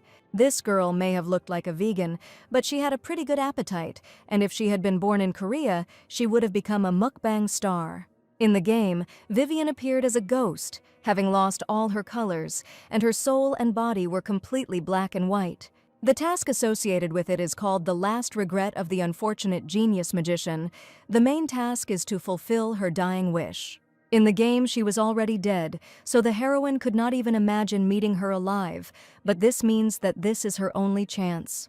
She can save Vivi and also get her extra 8 lives to avoid having to share in the tragic fate. She politely addressed the lady, calling her Redhead, because this girl's hair was incredibly red. Meteor Beacon, nest of migratory twin birds, the lady asked if she had ever heard of it. This is the name of the magical items that are very popular these days in luxury stores, and it is said that they were created by the magician Bruno. But in fact, there was a huge secret hidden here, and the girl replied that she knew absolutely nothing about these objects. The villain was sure that she had to tell the whole truth, and now she needed to find out something. She asked the waiter to clear away all the dishes, but the girl began to get nervous because she had not finished eating yet. She also asked to put the bill in the name of this girl, although she herself offered to treat her, and now it was necessary to play the role of a villain in order to find out the whole truth. Vivian's mentor, the magician Bruno, will one day publish the source of all existence and be proclaimed its creator. In truth, every magical item he released was actually created by Vivian. If Vivian's masterpiece hadn't been written about in the game, the heroine would never have known about it. Vivian finally admitted that she made magical items, but she used her mentor's things to create them, so they are technically his creations. In this case, the villain suggested going and telling the chef who cooked her steak that it was delicious not because of the cooking, but because of the quality of the beef. She gave this example only so that the girl would understand that the creation of magical things really belongs to her. Vivian lowered her head, sighed, and said that everything here is incredibly expensive, and it is very difficult to cope with some things. Vivian was an ordinary commoner, so she could not afford research equipment and turned to a mage. Therefore, in exchange for permission to study with him, she renounced all rights to her inventions and their distribution. The heroine thought that there must be some tragic story here, but her teacher turned out to be just human scum. The villain didn't want to hesitate any longer and offered the girl a deal, asking how much she was currently being paid. Vivian was a simple student. She was not paid anything at all. In return, she received only room and board. Belinda asked why then a magician with a roof over his head and food was begging for alms in the temple, and she saw everything with her own eyes. The lady replied that she simply ate too much, and after that the villainess had no more censored words left. The elder mage not only forced her to work for free, but also took credit for her accomplishments and ultimately allowed Vivian to die of starvation. And yet, the simple opportunity to invent something made this unfortunate girl truly happy. Vivian admitted that it was only thanks to her teacher that she could explore whatever she wanted. Therefore, she can never betray him because only he gave her the opportunity to invent. It was true, as a commoner, she simply had no choice but to rely on her master to survive. But that doesn't mean the villain is going to just ignore everything, and if she does, then Vivian will also just die of hunger one day. The lady did not want to go that far, but she understood that now a person's life depended on her choice. The villainess agreed if Vivian wanted it. She had no intention of stopping her, but she had something to offer. She handed her a small piece of paper and warned that if the girl had time, she could always come to a certain place.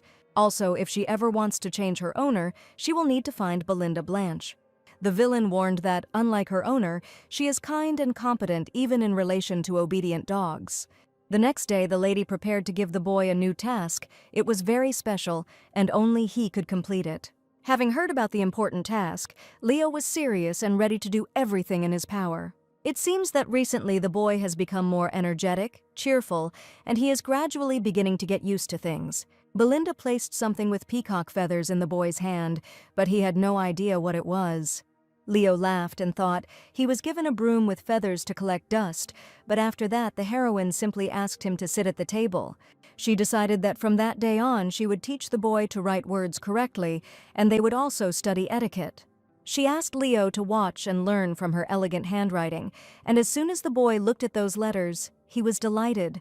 After writing a few words, Belinda asked the boy to repeat after her, to show what he was capable of. Now Leo didn't even realize that the first word he would learn was his own name, but his handwriting was neat.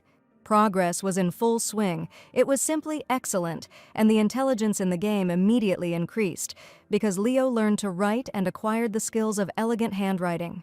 The lady warned him that from now on he would learn 3 words every day and take a certain test at the end of each week. The villain smiled slyly and warned that she would hit the boy on the head, like last time, if he didn't do his homework. The next day, classes were over. The boy could do what he wanted. He immediately went to wash the floors. Belinda didn't understand how cleaning could make a little boy so happy, but the main thing now was for him to feel less stressed. The heroine decided to open the system window to see how much the little gentleman's skills had increased. The stress actually subsided, divine power increased, and stamina and intelligence also became high. Intelligence and divine power increased, but the heroine did not expect such a huge leap just because he learned to write. That day in front of the sacred sword, she had never asked Leo about his future plans and dreams before, because she knew better than anyone how fleeting a dream could be, especially when it comes from a child who couldn't rely on a single adult, and for Leo, a dream in itself could be an act of courage. So, to begin with, Belinda made an important decision, simply to help expand this huge, mysterious world for little Leo, slowly, step by step, until he himself realizes and decides what he really wants to achieve in this life. And when Leo would have his own dreams, his own desires, the heroine only dreamed that he would have enough strength to make them come true. To do this, Belinda wanted to increase 3 stats to the maximum. Stamina is easy, but increasing mana requires an assistant, and Vivian would be ideal for teaching magic. Perhaps now she is checking the map that the lady gave her. There was no other choice, and soon she will have to visit this magical tower herself. To begin with, Belinda decided to collect educational materials and went to the library to also pick up something for Leo. Her attention was drawn to a leather-bound book that told of the gifts that shaped the kingdom's history. Taking the book in her hands, Belinda slowly began to read the first pages, and at that very second she saw something incredible. This book had been in the library all this time, and the first thing Belinda decided to do was study it in more detail. In this world, there are creatures born with special gifts and abilities. Although they are extremely rare, they react to the world around them differently than ordinary people, and it is they who could change something in this world. For example, the noble lady Ophelia was one of these people, and her ability is called Educator.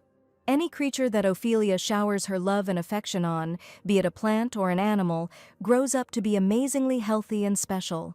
But what she saw next amazed her most of all, because for some unknown reason, the book contained the family coat of arms of the Blanche house. This could only mean one thing: there was someone here with certain magical abilities, that which exists but is unknown to other eyes, that which does not know human language, that which has no will. This creature is worthy of being called the heir to the throne.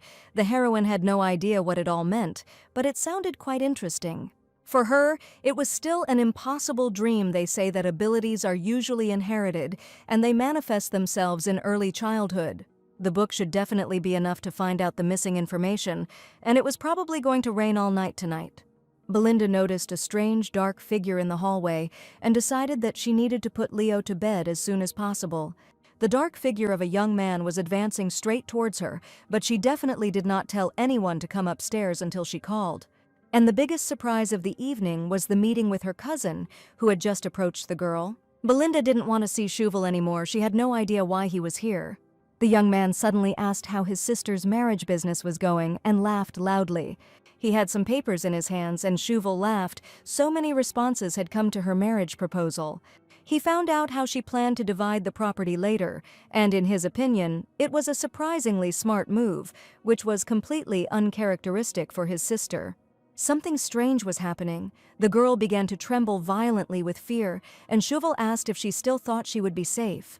Right now, Belinda wanted to run away from here as quickly as possible, but suddenly she felt that she couldn't move at all. Trying to breathe as deeply as possible, the heroine was still shaking, but she definitely shouldn't panic in front of this fool. She confidently stated that her brother talked too much for an uninvited guest, and she had never given him permission to enter her house. Shuval only smiled sarcastically at these words, and he probably wanted to find out something else at such a late hour. He asked where that naughty boy was that she had been clinging to so much lately, and he was nowhere to be seen. He noticed that his sister had really become attached to the boy. They say she even feeds him sweets and dresses him in different clothes. He threw some letters in front of her and declared that his beloved little sister should definitely not forget one interesting fact. It was he who personally chose and sent this child for her, and the young man had been making selfish plans for a long time. He asked Belinda if she suspected that he, like her previous personal maids, was reporting to him about all her actions. Shuval warned that even if this orphan was truly devoted to her, what about the man she would marry in the future? If the lady dies after inheriting the dowry, then all of it will go to her new husband, according to her brother. So he wanted to know if his little sister could really call this man her faithful ally. The young man maliciously warned her that she needed to learn to be careful around other people, but in reality it was so stupid that despite everything she had been through, she still continued to believe in humanity. Perhaps the heroine really did make some mistakes all this time, but she always trusted her heart. She thought the shivers running through her body were from disgust or anger towards her cousin, but it turned out that was not the case. Now she knew for sure that it was not a matter of disgust or anger at all, and in fact, every part of her body and every cell was incredibly afraid of this man. Shuval grabbed Belinda by the face. She looked at him with her huge eyes, full of a mixture of fear and something else. All the problems in Belinda's life were definitely because of this scoundrel, who also dared to lay his dirty hands on her. The real reason why the past Belinda was actually so cruel to the boy was only for one thing. This was the very reason why she never decided to get married and did not connect her life with any respectable gentleman. In fact, the heroine could never trust anyone again, never in her life, the brother said maliciously. Could it be that the impudent Belinda suddenly lost the power of speech, and was she really so scared that she couldn't even speak? The crude insults she shouted every time she crossed paths with him were all just a bluff, and in reality Belinda was scared to death. Belinda didn't wait and hit Shuval between the legs with her shoe, the sharp heel piercing the flesh like a scorpion's sting. Shovel howled, doubling over as a sudden pain shot through him, his face twisted in a grimace of agony, his skin pale and covered in sweat. The rage that had been smoldering in the depths of her eyes now blazed like an open flame. She looked at Shuval with contempt and disgust. She was clearly aware that the fear belonged only to Belinda, but she was not at all afraid of this brainless man, whom she immediately hit on the head with a book. Shovel didn't expect such a reaction from her. He saw in her only a quiet, submissive girl, but now in front of him stood a fury, ready to do anything to protect herself. The outcome of this fight was unclear, but one thing was clear: Belinda was no longer a victim. She had become a warrior. After being hit by the book, blood dripped from Shovel's head, staining the dusty floor with crimson drops. Shovel came to his senses. Running his hand over the back of his head, he felt sticky liquid under his fingers. The pain was throbbing, but not fatal. Belinda remained silent, preparing herself for the worst. She knew that the consequences of her actions would be serious. At that moment, looking into Shuval's evil eyes, she felt no regret. She protected herself, and that was the most important thing. The young man swung his fist with all his anger to hit his hated little sister, but the next second, for some reason, he stopped. The heroine laughed. Why couldn't her brother hit her? And what was to be expected from a half-breed? He still knows his place. The young man slowly lowered his hand. The lady asked him to listen to her right now very carefully, as much as his stupid head was capable of. Belinda warned that if she got even the slightest scratch on her body, she would immediately call the doctor and then tell him the whole truth. She will tell that this was done to her by her beloved, sweet elder brother, who can do nothing against his little sister, and in anger because of the dowry he raised his hand against her. As soon as her father's will was read, the lady was immediately sent to the old outbuilding. She was sure that everyone would immediately believe her words. Belinda made up a story that she had to live a lonely life here without any servants, as if she were not a relative of the Marquis at all. People are more interested in a story about a so-called victim suddenly turning into an aggressor than in the mundane and familiar story of a rude woman who caused a scandal.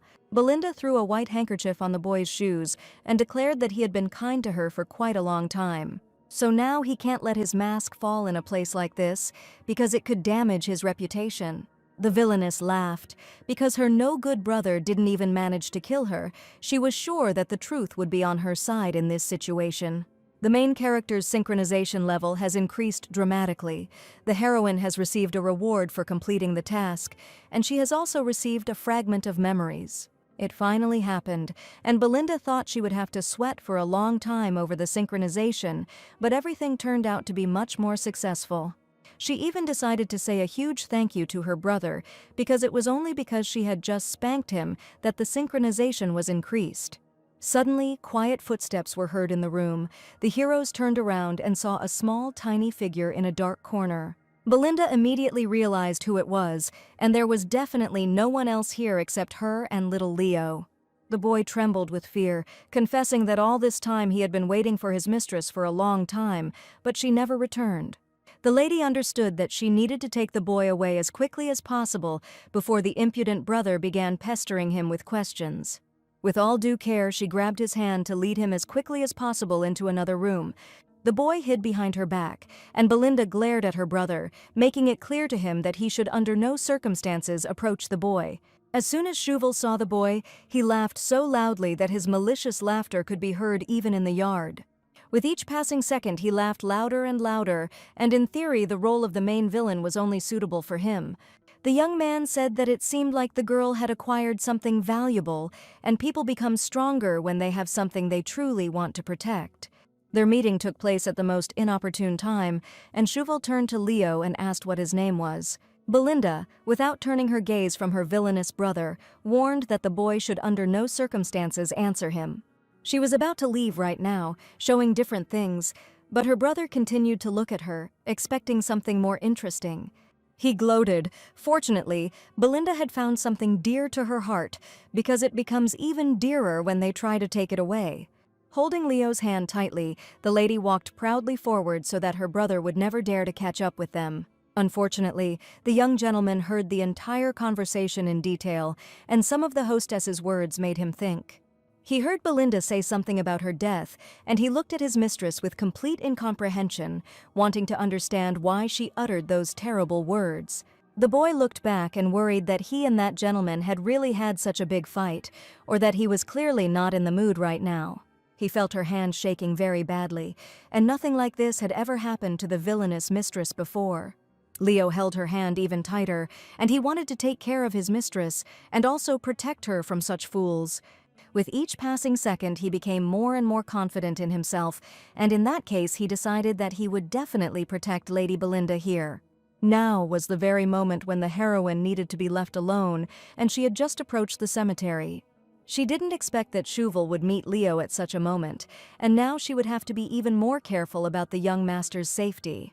And yet, back then, she was pretty cool, like she had finally managed to find her true calling, which she had never managed to discover in her past life. Who would have thought that she would agree to do for the role of the villain from the game, but looking at the cemetery, she decided that now was not the time to think about it. Now was the time to learn new tasks and call up the system window. She received a notification about a reward for completing a task, that very first task when it was necessary to find out who she was. The heroine remembered that it had definitely said that she would receive some kind of special reward, and she really hoped that it would be something useful. Belinda pressed the open button to finally receive her first prize, which she clearly deserved. She activated one of the memories of the past heroine and saw a small, red-haired girl standing in a huge hall full of aristocrats. People were whispering about an accident with a carriage that had happened quite recently, and they said that a poor child had been left all alone. People immediately discuss inheritance first and foremost.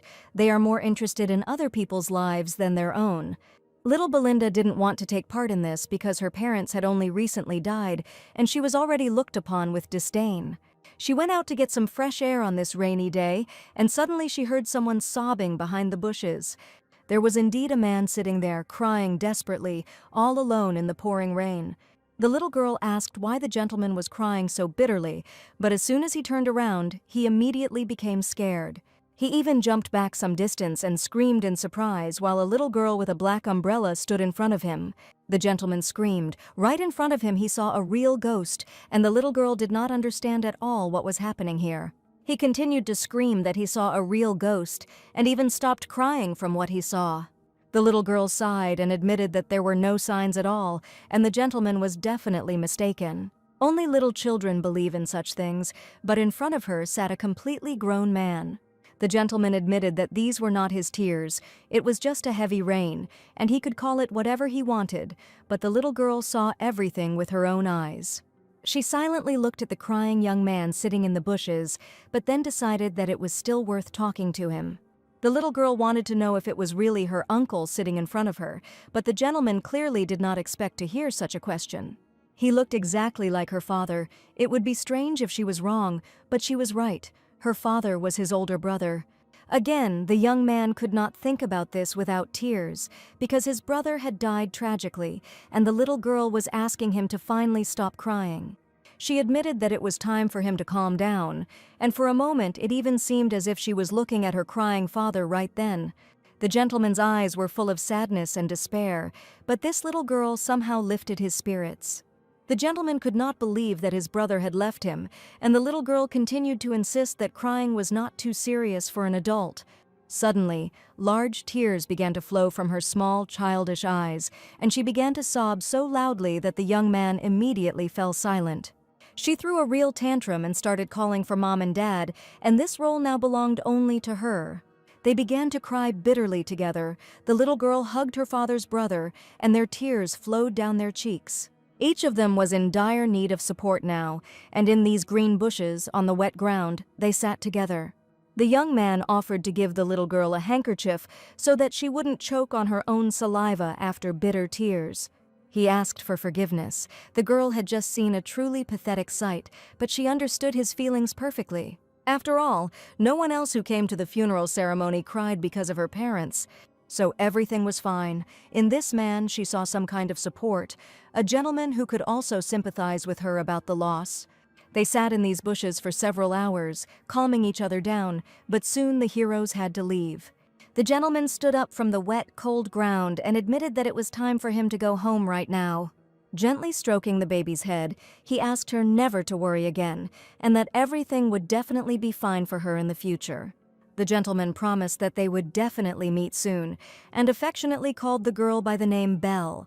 A whole year had already passed since the girl's death. For the sake of the children, it became an important anniversary, and the little girl asked her uncle to become her guardian. The gentleman probably didn't expect such a proposal, and even spat the delicious tea back into his mug out of surprise.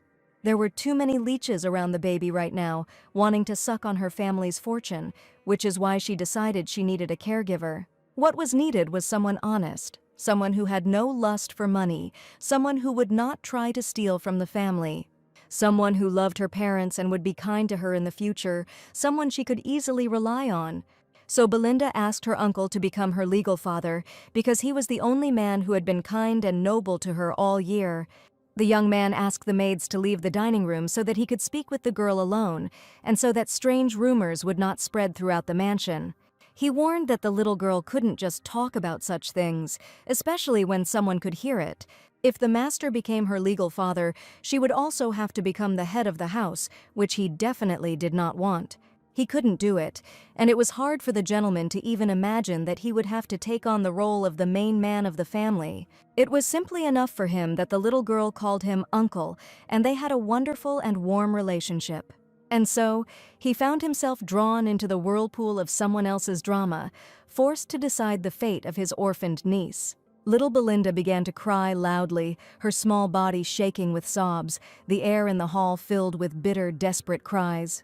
Screaming loudly and waving her legs already on the floor, she begged her uncle to become her dad, but the young man understood perfectly well that everything was not so easy. The pain of loss was unbearable, and the prospect of being left an orphan, without love and support, seemed to her more terrible than anything in the world. A deep, all-consuming longing for her parents, whom she had lost so early, settled in her little heart. The gentleman stood up from his seat and approached the little sobbing girl in order to calm her down as quickly as possible. The uncle ran up to the little girl because if she continued to kick her legs like that, she might get hurt or hit herself. He carefully examined her legs to make sure she wasn't scratched anywhere and couldn't roll around on the floor like that, wanting to earn herself painful bruises. Uncle warned that next time she might be capricious on the soft bed, and he would wait until she spilled out her emotions, and then they could talk. He asked the little girl to listen to him carefully, and this time he really couldn't fulfill her request. The uncle already had a son, and if he officially became the girl's father, her rights to inheritance could be denied. Unfortunately, the little girl did not understand why he could not become her father, but her uncle caringly asked the girl to understand that this was all only for her own good. Belinda couldn't believe how happy she could be if her uncle refused to become her legal father. She started screaming with tears in her eyes, asking why he was so incredibly kind to her if he simply couldn't become her dad. When the baby was very sick, he was constantly nearby and sat next to her bed the whole night. He made sure to visit her every evening just to be near her and have dinner, and he also kissed her forehead every evening, wishing her sweet dreams. Belinda didn't understand why he made her so weak, because if it weren't for him, she would have learned to cope with everything on her own. The little girl was worried, all because she was a naughty girl, but even so, she still wanted to become his real daughter. The uncle wanted to take her hand to calm her down, but that day the girl was so angry that she could not cope with her emotions at all. She ran out of the dining room feeling humiliated and insulted, but at that time she simply didn't understand anything yet. She cried all night, either on her bed or somewhere, and just wanted her uncle to be her father. She was so angry that she promised the little stuffed bunny that she would never speak a word to her uncle again. The little girl felt like she was drowning in a sea of despair, and no one would come to her aid. She was crying in her room, and her uncle came to the door because he really wanted to calm the girl down so that she wouldn't worry. She didn't want to open up to him, so he started telling a story about how his wife once died while giving birth to his daughter. It was for this reason that the gentleman always thought of Belinda as his own daughter, whom he had once lost. And wasn't the warmth and care that he gave every day, every minute, for a whole year after the death of her parents enough for the little girl? All this time the gentleman stood near her room. He was sure that soon the little girl would definitely change her anger to mercy. And finally, that very intimate moment came when the girl opened the door and looked at her uncle with tear-stained eyes. Belinda said that actually this really wasn't enough and she needed something else. She needed proof that she really was his daughter, and only then would the little girl finally be able to breathe a sigh of relief. Unfortunately, the uncle could not explain all the nuances of adult life now, and he was sure that the little girl simply would not be able to understand him.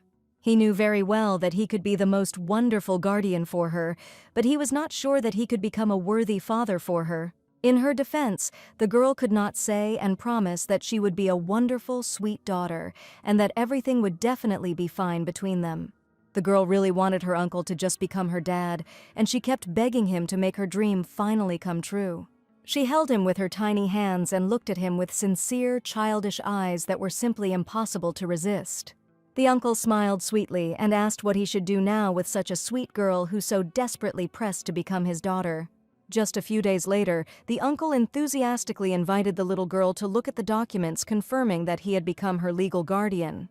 From that moment on, they were officially a family, but the girl didn't have to worry, and the place of the official heir to the family would still belong to her. It was simply incredible, the girl could not believe it, and with great gratitude she rushed to hug her beloved uncle.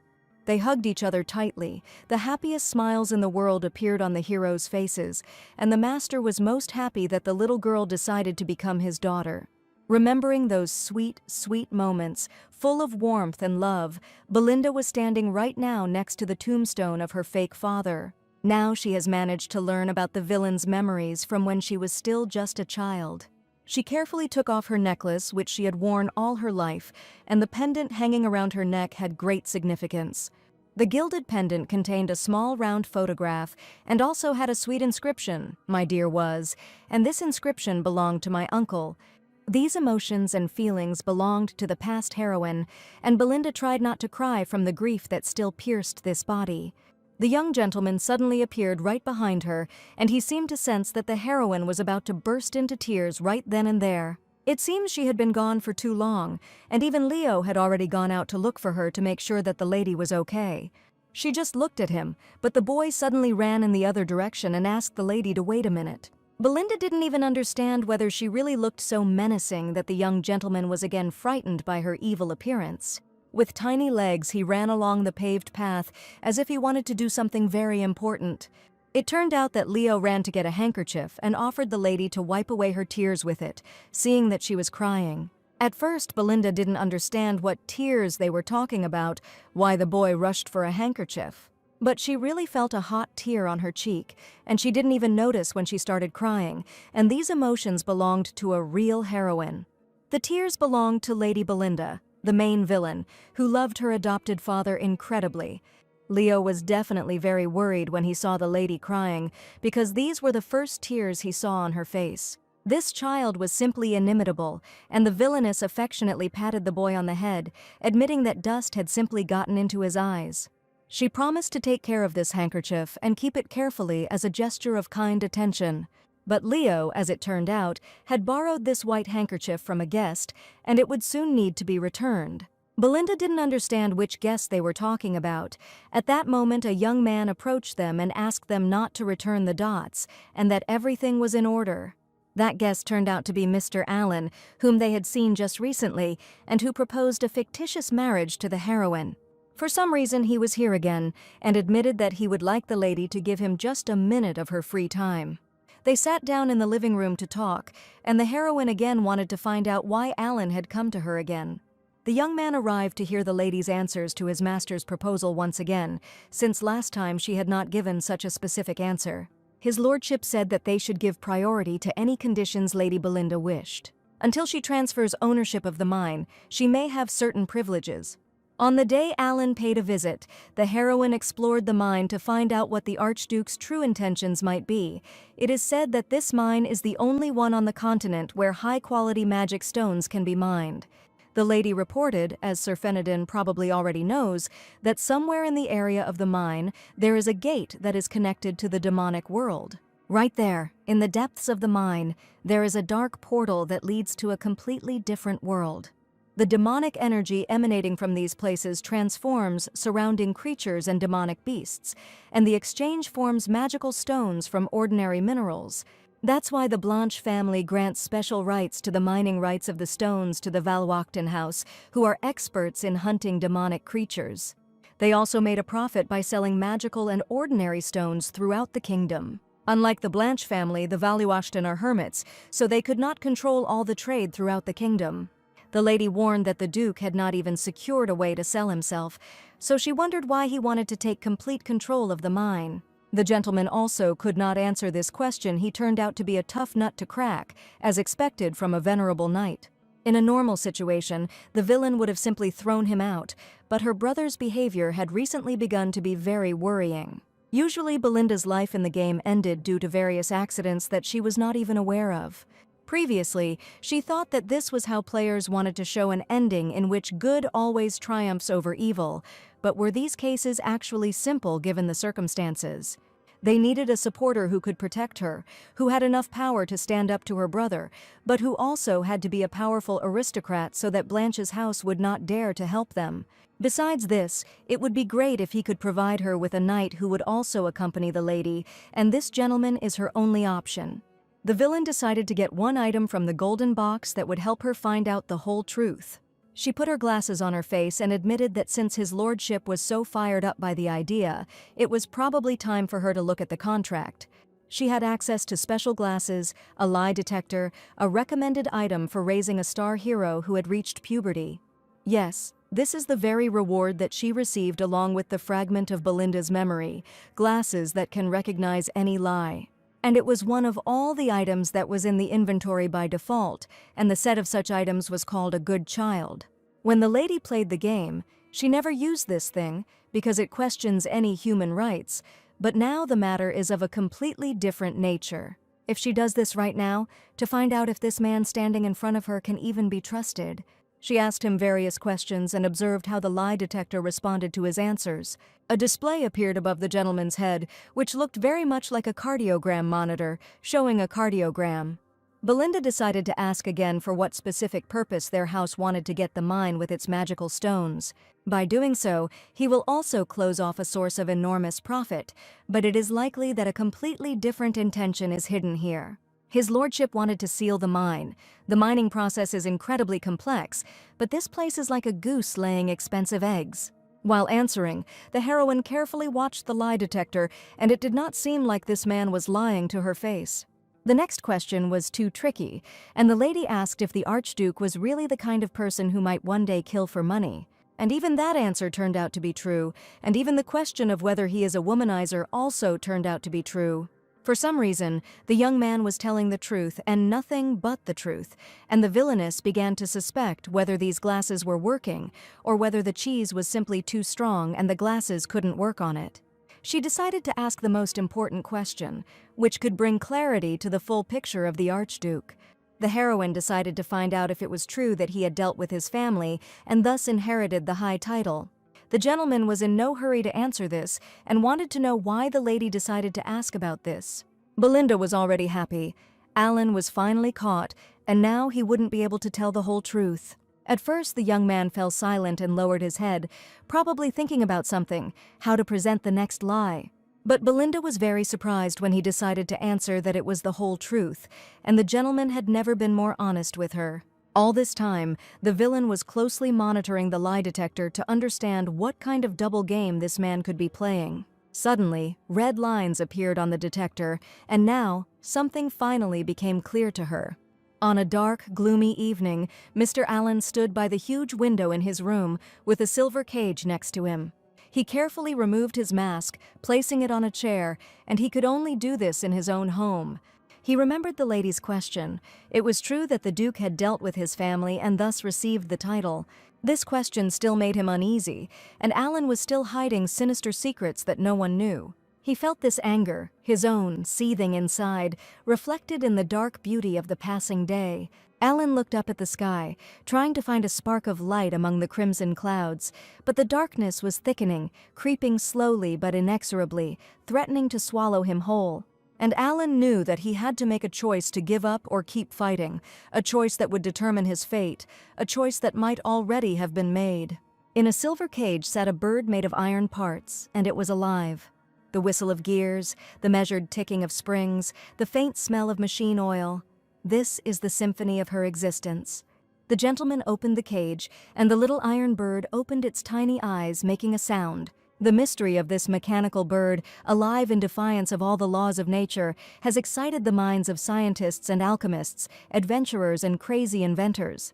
Her graceful wings, folded from delicate plates, sometimes trembled, as if in anticipation of a flight she could only dream of.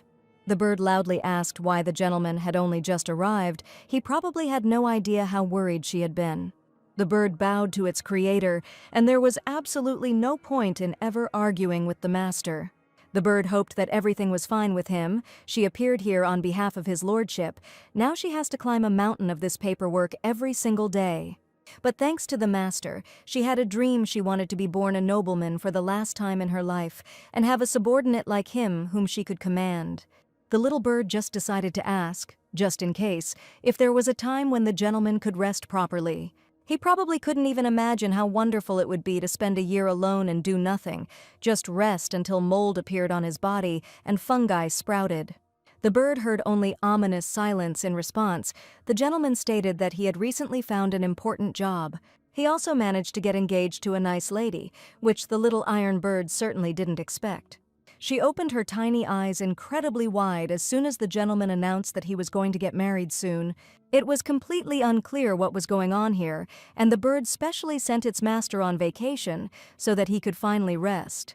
Even back then, when the previous Marquis Blanche verbally promised to transfer the mine to him, it did not seem like such a difficult task, but due to the Marquise's sudden death before he could sign the contract, the mine became Lady Blanche's wedding dowry. He had to seal this mine as quickly as possible so that whatever was inside, in its depths, could never get out. The little iron bird had a bad feeling about this, and if something terrible were to happen, she would immediately head to the capital. Alan asked him to stop talking nonsense and to take a closer look at Lady Belinda, who was to become his mistress in the future.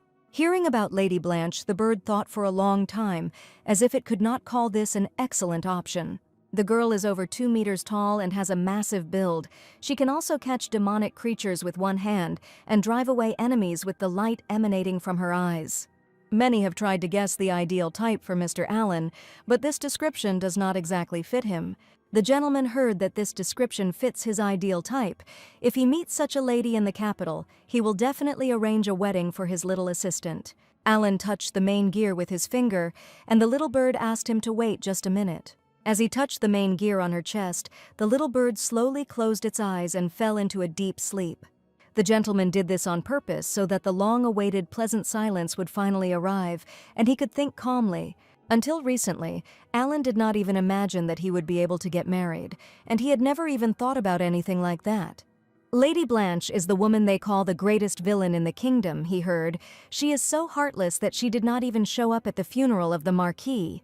The woman he met was nothing like the rumors, in a dilapidated building without a single normal servant, and in no way extravagant. She was completely alone, mourning the death of her family. There are times when rumors diverge from reality, but now this gap turned out to be too incredible and unrealistic. Alan assumed that someone was deliberately spreading vicious rumors about the lady and wanted to put her in the most unpleasant light. From that moment, he decided to closely monitor the situation. The next day, the young man presented the lady with the terms of the marriage contract, and the lady carefully studied every detail. She tried to find at least something incomprehensible here, but the document was really not that badly drawn up. Belinda asked Alan if he had previously said that royal approval for a marriage takes about 6 months, as expected from a ducal house in which royal blood also flows, and all these procedures are too complicated. The heroine still couldn't leave until Ophelia appeared, and until then she was going to play the role of a capital city bride with responsibility. One important point was added to the contract: the Duke must guarantee her personal safety from the moment the contract comes into force until the dissolution of the marriage. And the person who will protect her in the capital is probably Mr. Allen, who just recently announced that he plans to stay here for a while. The gentleman said that he was given a short vacation, which means that he should be completely free, according to the terms of the contract. The lady declared that she was not satisfied with any other knight, to be honest. A more worthy person could not be found, and Chauvel certainly would not be able to incite him in any way. Alan wondered if the lady had already considered other knights, even though they hadn't even signed the main contract yet. It's a pity, of course, that he won't be able to work for the heroine during his vacation, but that's how the world works, where you shouldn't expect anything. She was gladly ready to accept this knight and choose him, because she felt that this man was not very simple. The villainess asked if the gentleman would be bored just being with her like this, since he probably had enough to do. It just so happened that her servant had been looking very exhausted lately, as if he was starving, so she offered to teach him how to use a sword as a form of entertainment. At first, the young man asked her to sign a contract. The heroine was indignant. Did he really just not want to do anything? From that moment on, she officially appointed Mr. Allen as her personal knight, as well as her swordsmanship instructor. She was ready to trust him with her life, and from that moment on, the two unfamiliar heroes had to be together and fulfill common conditions. A week later, life in the mansion went on as usual, and little Leo was training enthusiastically with the Lord. Early in the morning, he would run out to the sports ground to pick up his wooden sword and swing it in different directions. It was quite difficult for the kid, even though the sword was just wooden and didn't have a lot of weight. Leo turned to the gentleman knight and confessed that the sword was so heavy that he could not lift it at all. As Coach Allen encouraged the boy, he was absolutely wrong and just suddenly lost his balance. He said that first of all, it was necessary to correct his posture so that he could handle the sword comfortably. During the training, the young master kept glancing at his mistress, and somewhere deep down he was incredibly grateful to her. The boy trained diligently under the supervision of an experienced knight, while Belinda watched closely. As expected from her boy, he shows interest in the sword and also listens attentively to his trainer. Perhaps it would be a good idea to choose a future in which Leo becomes a respected knight, and perhaps even be enrolled in the Royal Academy. They say that if you study with the commander of the Royal Knights, you can master swordsmanship in just 2 weeks, but Leo has a long way to go to reach a high level. Belinda was well aware of this and saw how the boy worked hard during training.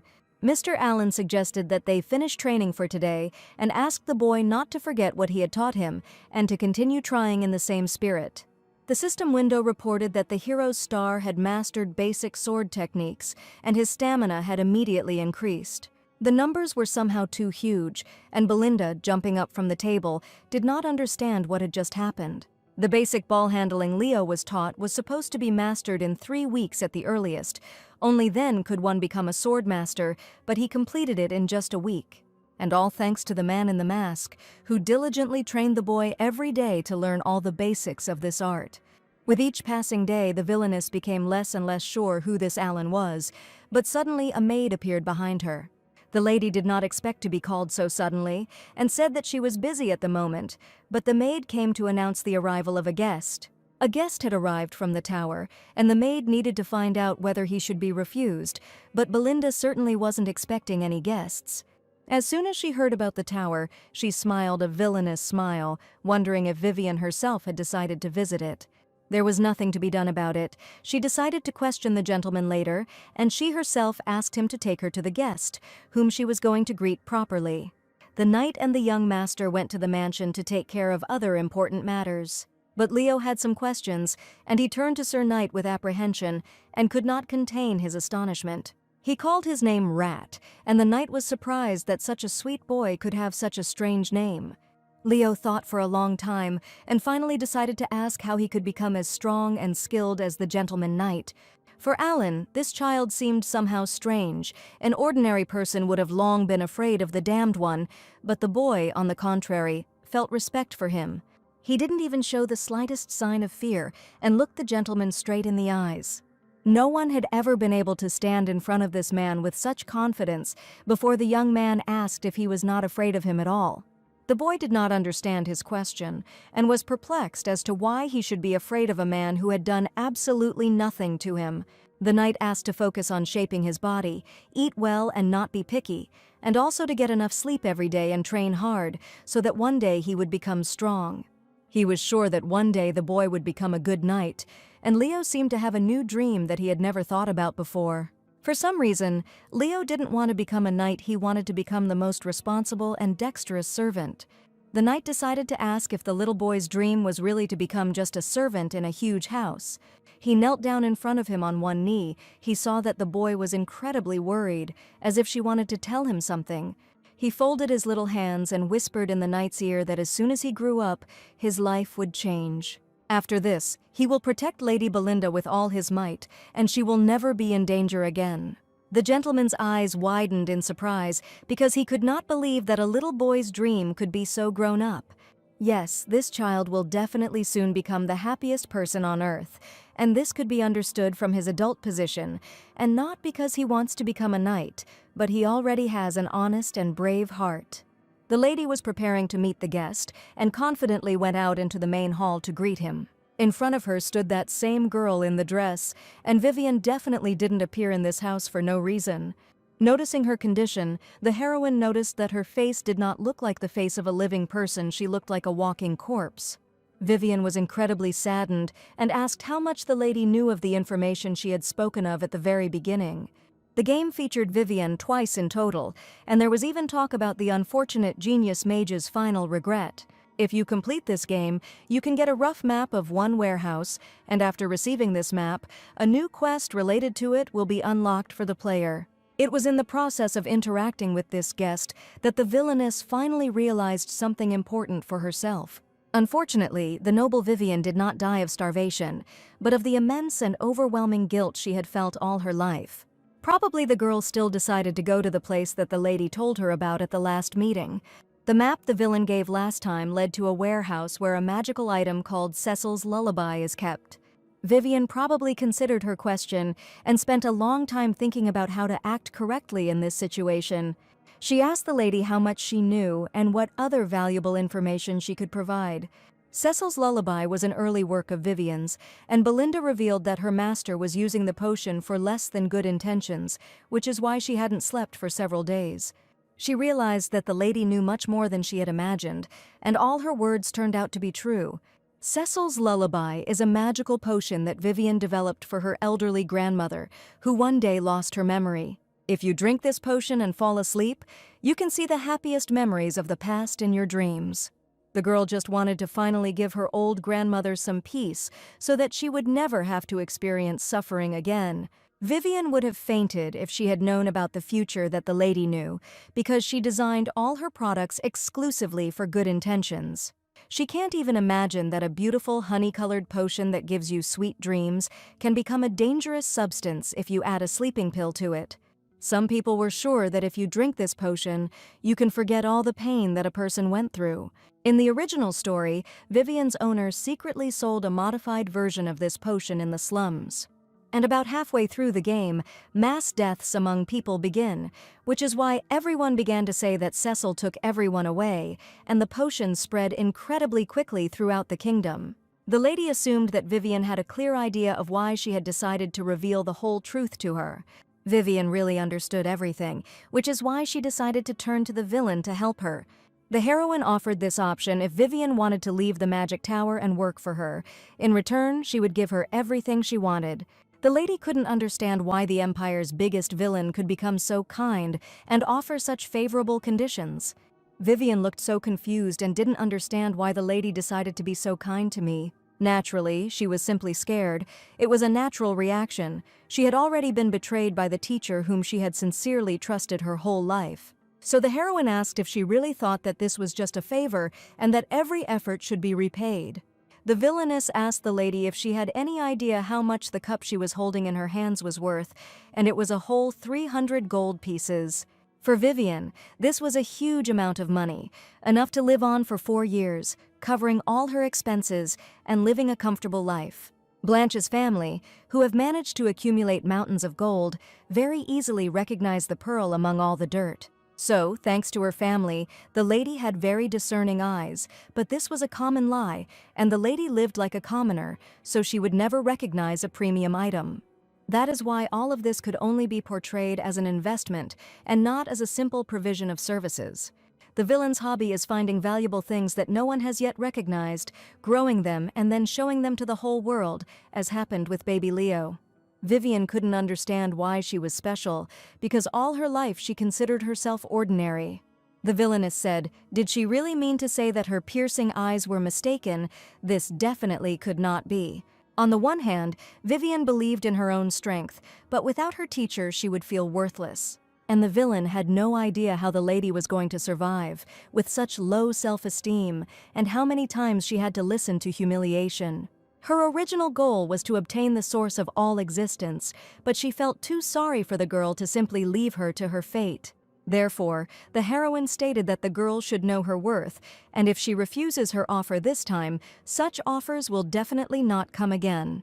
This will not solve anything, after which she will return to her tower, refuse food and water, and lie there with an enormous feeling of guilt. One day, Vivian will gather some courage and tell her master that she is against selling this potion. And yet, Vivian must understand how it will all end. This worthless creature will renounce his assistant without giving her a single coin. Eventually, the lady will be unable to overcome hunger and cold, and will die a painful death in front of the great temple. The villain described exactly the ending she saw in the future, and asked the girl what outcome she wanted. For Vivian, this future was very real, and she was well aware of it, because she had no weight in this story. It wasn't even a lie or an exaggeration, it was Vivian's real ending in the game that the heroine came to. The villain was not a very generous person, but she warned that she nevertheless wanted to give the girl another chance. She prayed that Vivian would think twice right now, because she wasn't doing this with bad intentions. The girl was deep in thought, her expression was saddened, as if she had no idea what to do next in this life. After some thought, the lady admitted that if the mistress helped her, she would do anything she asked her to do. Once again, Vivian was about to step on the same rake, and the villain called her stupid, saying that the girl should not value herself so lowly. Vivian, unfortunately, had long since become accustomed to being worthless. She was afraid of everything and had no confidence at all. The lady nervously clutched the hem of her dress, crumpling the dark fabric, and her palms sweated more and more. Right now, the worthless Vivian was about to turn into a true self-confident magician, and she finally said that if the villain could stop the supply, she would create the magical device she wanted as payment. The task was completed. The magician admitted that the invention was being used for other purposes, and the villain needed to get rid of the fake lullaby. The lady rang the bell, and at that moment servants appeared before them. They brought many delicious, fragrant dishes to the table. The villainess smiled sweetly and said that first the girl should be fed until she was completely full, and only then would all the issues be resolved. Vivian devoured the delicious treat with gusto and wondered what the villain was going to do with Cecil's lullaby. Now, unlike in the original story, the potion was just beginning to spread throughout the slums, and they still had plenty of time. And it seemed like now was the perfect time to catch some rats. Standing on the balcony, the maids noticed how carriages from expensive boutiques drove into the courtyard. They assumed that the lady was throwing money away recklessly, and because of her, the cook's hands were already falling off from preparing meat dishes 3 times a day. The ladies from the shops came to the lady with great honor, and it seemed that the head of the house was busy preparing for the inheritance. The girls introduced themselves politely. They were ready to serve the venerable lady and fulfill all her whims. The ladies saw for the first time that very villain Belinda, about whom every inhabitant of the empire talks. The self-confident appearance of the graceful lady evoked admiration and also great respect. One of the girls started to tell something about her boutique, but the lady angrily waved her fan and ordered her to be silent. She pointed her fan at the Viva and asked everyone to listen carefully, because they had to sew a complete wardrobe for this poor gluttonous magician. Yes, whoever can find the outfit that suits her best will be able to receive a reward from the villain. If she is not satisfied with something, the ladies will regret it for the rest of their lives, and the villain explained verbatim what she expects from them. The ladies thought that if they took advantage of this opportunity, they could rise to the top among other boutiques and earn even more respect. Now it was necessary to find out what style Vivian prefers, whether she has a favorite color, and what kind of things she wants in general. The girl couldn't answer any of these questions because she always wore rags, and now some ladies were trying to take her measurements. Vivian screamed. She didn't need new clothes, this was too much, and only asked to let the mistress go. The villainess was surprised. Was she really suggesting to continue to walk around in rags? How would the mistress look when they appeared together in public? She asked to simply do what she said, and reminded them once again that all this was being done not for her sake, but for the sake of the success of her own mistress. For a long time, the ladies worked hard, took measurements, selected fabrics, and colors that would perfectly suit the red-haired girl. After several hours, Vivian lay on the floor completely exhausted. It was incredibly tiring for her. While the lady was choosing outfits for her from the catalog, the girl was only thinking about how this horror could end as quickly as possible. Belinda looked at the recording that Vivian made yesterday, and there was nothing special in it, and it was all quite easy. The process was absolutely simple, and it was really very easy to prepare if you had the necessary ingredients. She still didn't understand how such a simple recipe could be addictive. But more importantly, who is this Cecil mentioned in the title, about whom absolutely no one knows anything? Suddenly, one of the girls screamed loudly throughout the room, and the heroines turned in her direction to see what had happened. It turned out that the seamstress had simply pricked herself with a needle and declared that she was perfectly fine, and there was nothing to worry about. The young lady looked at the villain with a smile, as if she wanted to tell her something. But at that moment, another lady approached her and slapped the girl on the back of the head with all her might, so that she would not relax at her workplace. It was her daughter, who was working in front of such an important person for the first time, and therefore the young lady was incredibly nervous. The lady stated that her daughter usually does not behave so carelessly and does her job carefully. In front of her stood Marilyn from the Bluebird Boutique, and the lady was getting ready to talk to this lady. Behind her stood her lady, that very child, and this beautiful girl's name was Thierry. This girl was quite experienced in sewing clothes. She did her job every time without any worries, and all the clients were incredibly happy with her. Belinda looked at all the outfits and immediately liked one. She asked the others to finish their work so that everyone could get paid. The ladies thanked the lady for the profitable deal, and the villainess asked if the seamstresses offered men's clothing. With the skill of these ladies, she would be happy to look at male models, but unfortunately her husband is currently ill and on vacation. The lady asked Vivian to have dinner at a restaurant this evening, so she warned the girl that she needed to get ready. Vivian really appreciated the concern. She was sure that now was not the best time, but the villain only asked not to spoil her mood. The dark night enveloped the huge mansion, and it was the perfect time for the man in the black robe to mysteriously find out something. Unlike the main castle, the annex had much less light, which was just what the stranger needed. He carefully examined the mansion and saw an open window on the second floor, deciding that this would be the best option to get inside. The stranger needed to get into the building that night, and he had probably been working on his plan for a long time. He deftly climbed to the second floor and entered through an open window. Fortunately, no one noticed him at all in the darkness of the night. Looking around carefully, the man realized that there was no one in the room and that things were going just fine. The stranger in the black cloak assumed that the thing he was looking for must definitely be somewhere here. Finally, that treasured piece of paper appeared in my hands, and now it was necessary to read the contents. Suddenly, someone called her Cecil, asking if she really needed this recipe so much that she was willing to sneak in here at night. This meant that he had been caught, and now she had only one way out to escape through the window as quickly as possible. The villain warned that this girl must not be killed under any circumstances, and that she was needed alive. She asked all the courtiers to be quiet, so as not to let Leo wake up, and the knight listened to her order. This girl assumed that there was definitely a knight behind the main villain Belinda, but she didn't expect to see this particular person. A courageous gentleman stood before her, wearing a black, mysterious mask, and in this dark gloom he looked truly threatening. His eyes sparkled with a cold blue gleam. It seemed like he was ready to kill her right on the spot. That's why, out of fear, the lady raised her hands up and screamed. She was ready to surrender if only no one would touch her with a finger. In her hands, she held a small piece of paper with the recipe for the potion written on it, but now she was caught red-handed, and there was nowhere to retreat. The villainess grinned and asked if the girl had really come all this way to finish the dress she had started. Taking off her black hood, the very same girl, Thierry, who had sewn the best dress chosen by the villainess, appeared before her, and she was probably now in complete despair, standing before the lady with the stolen recipe for the potion right in her house.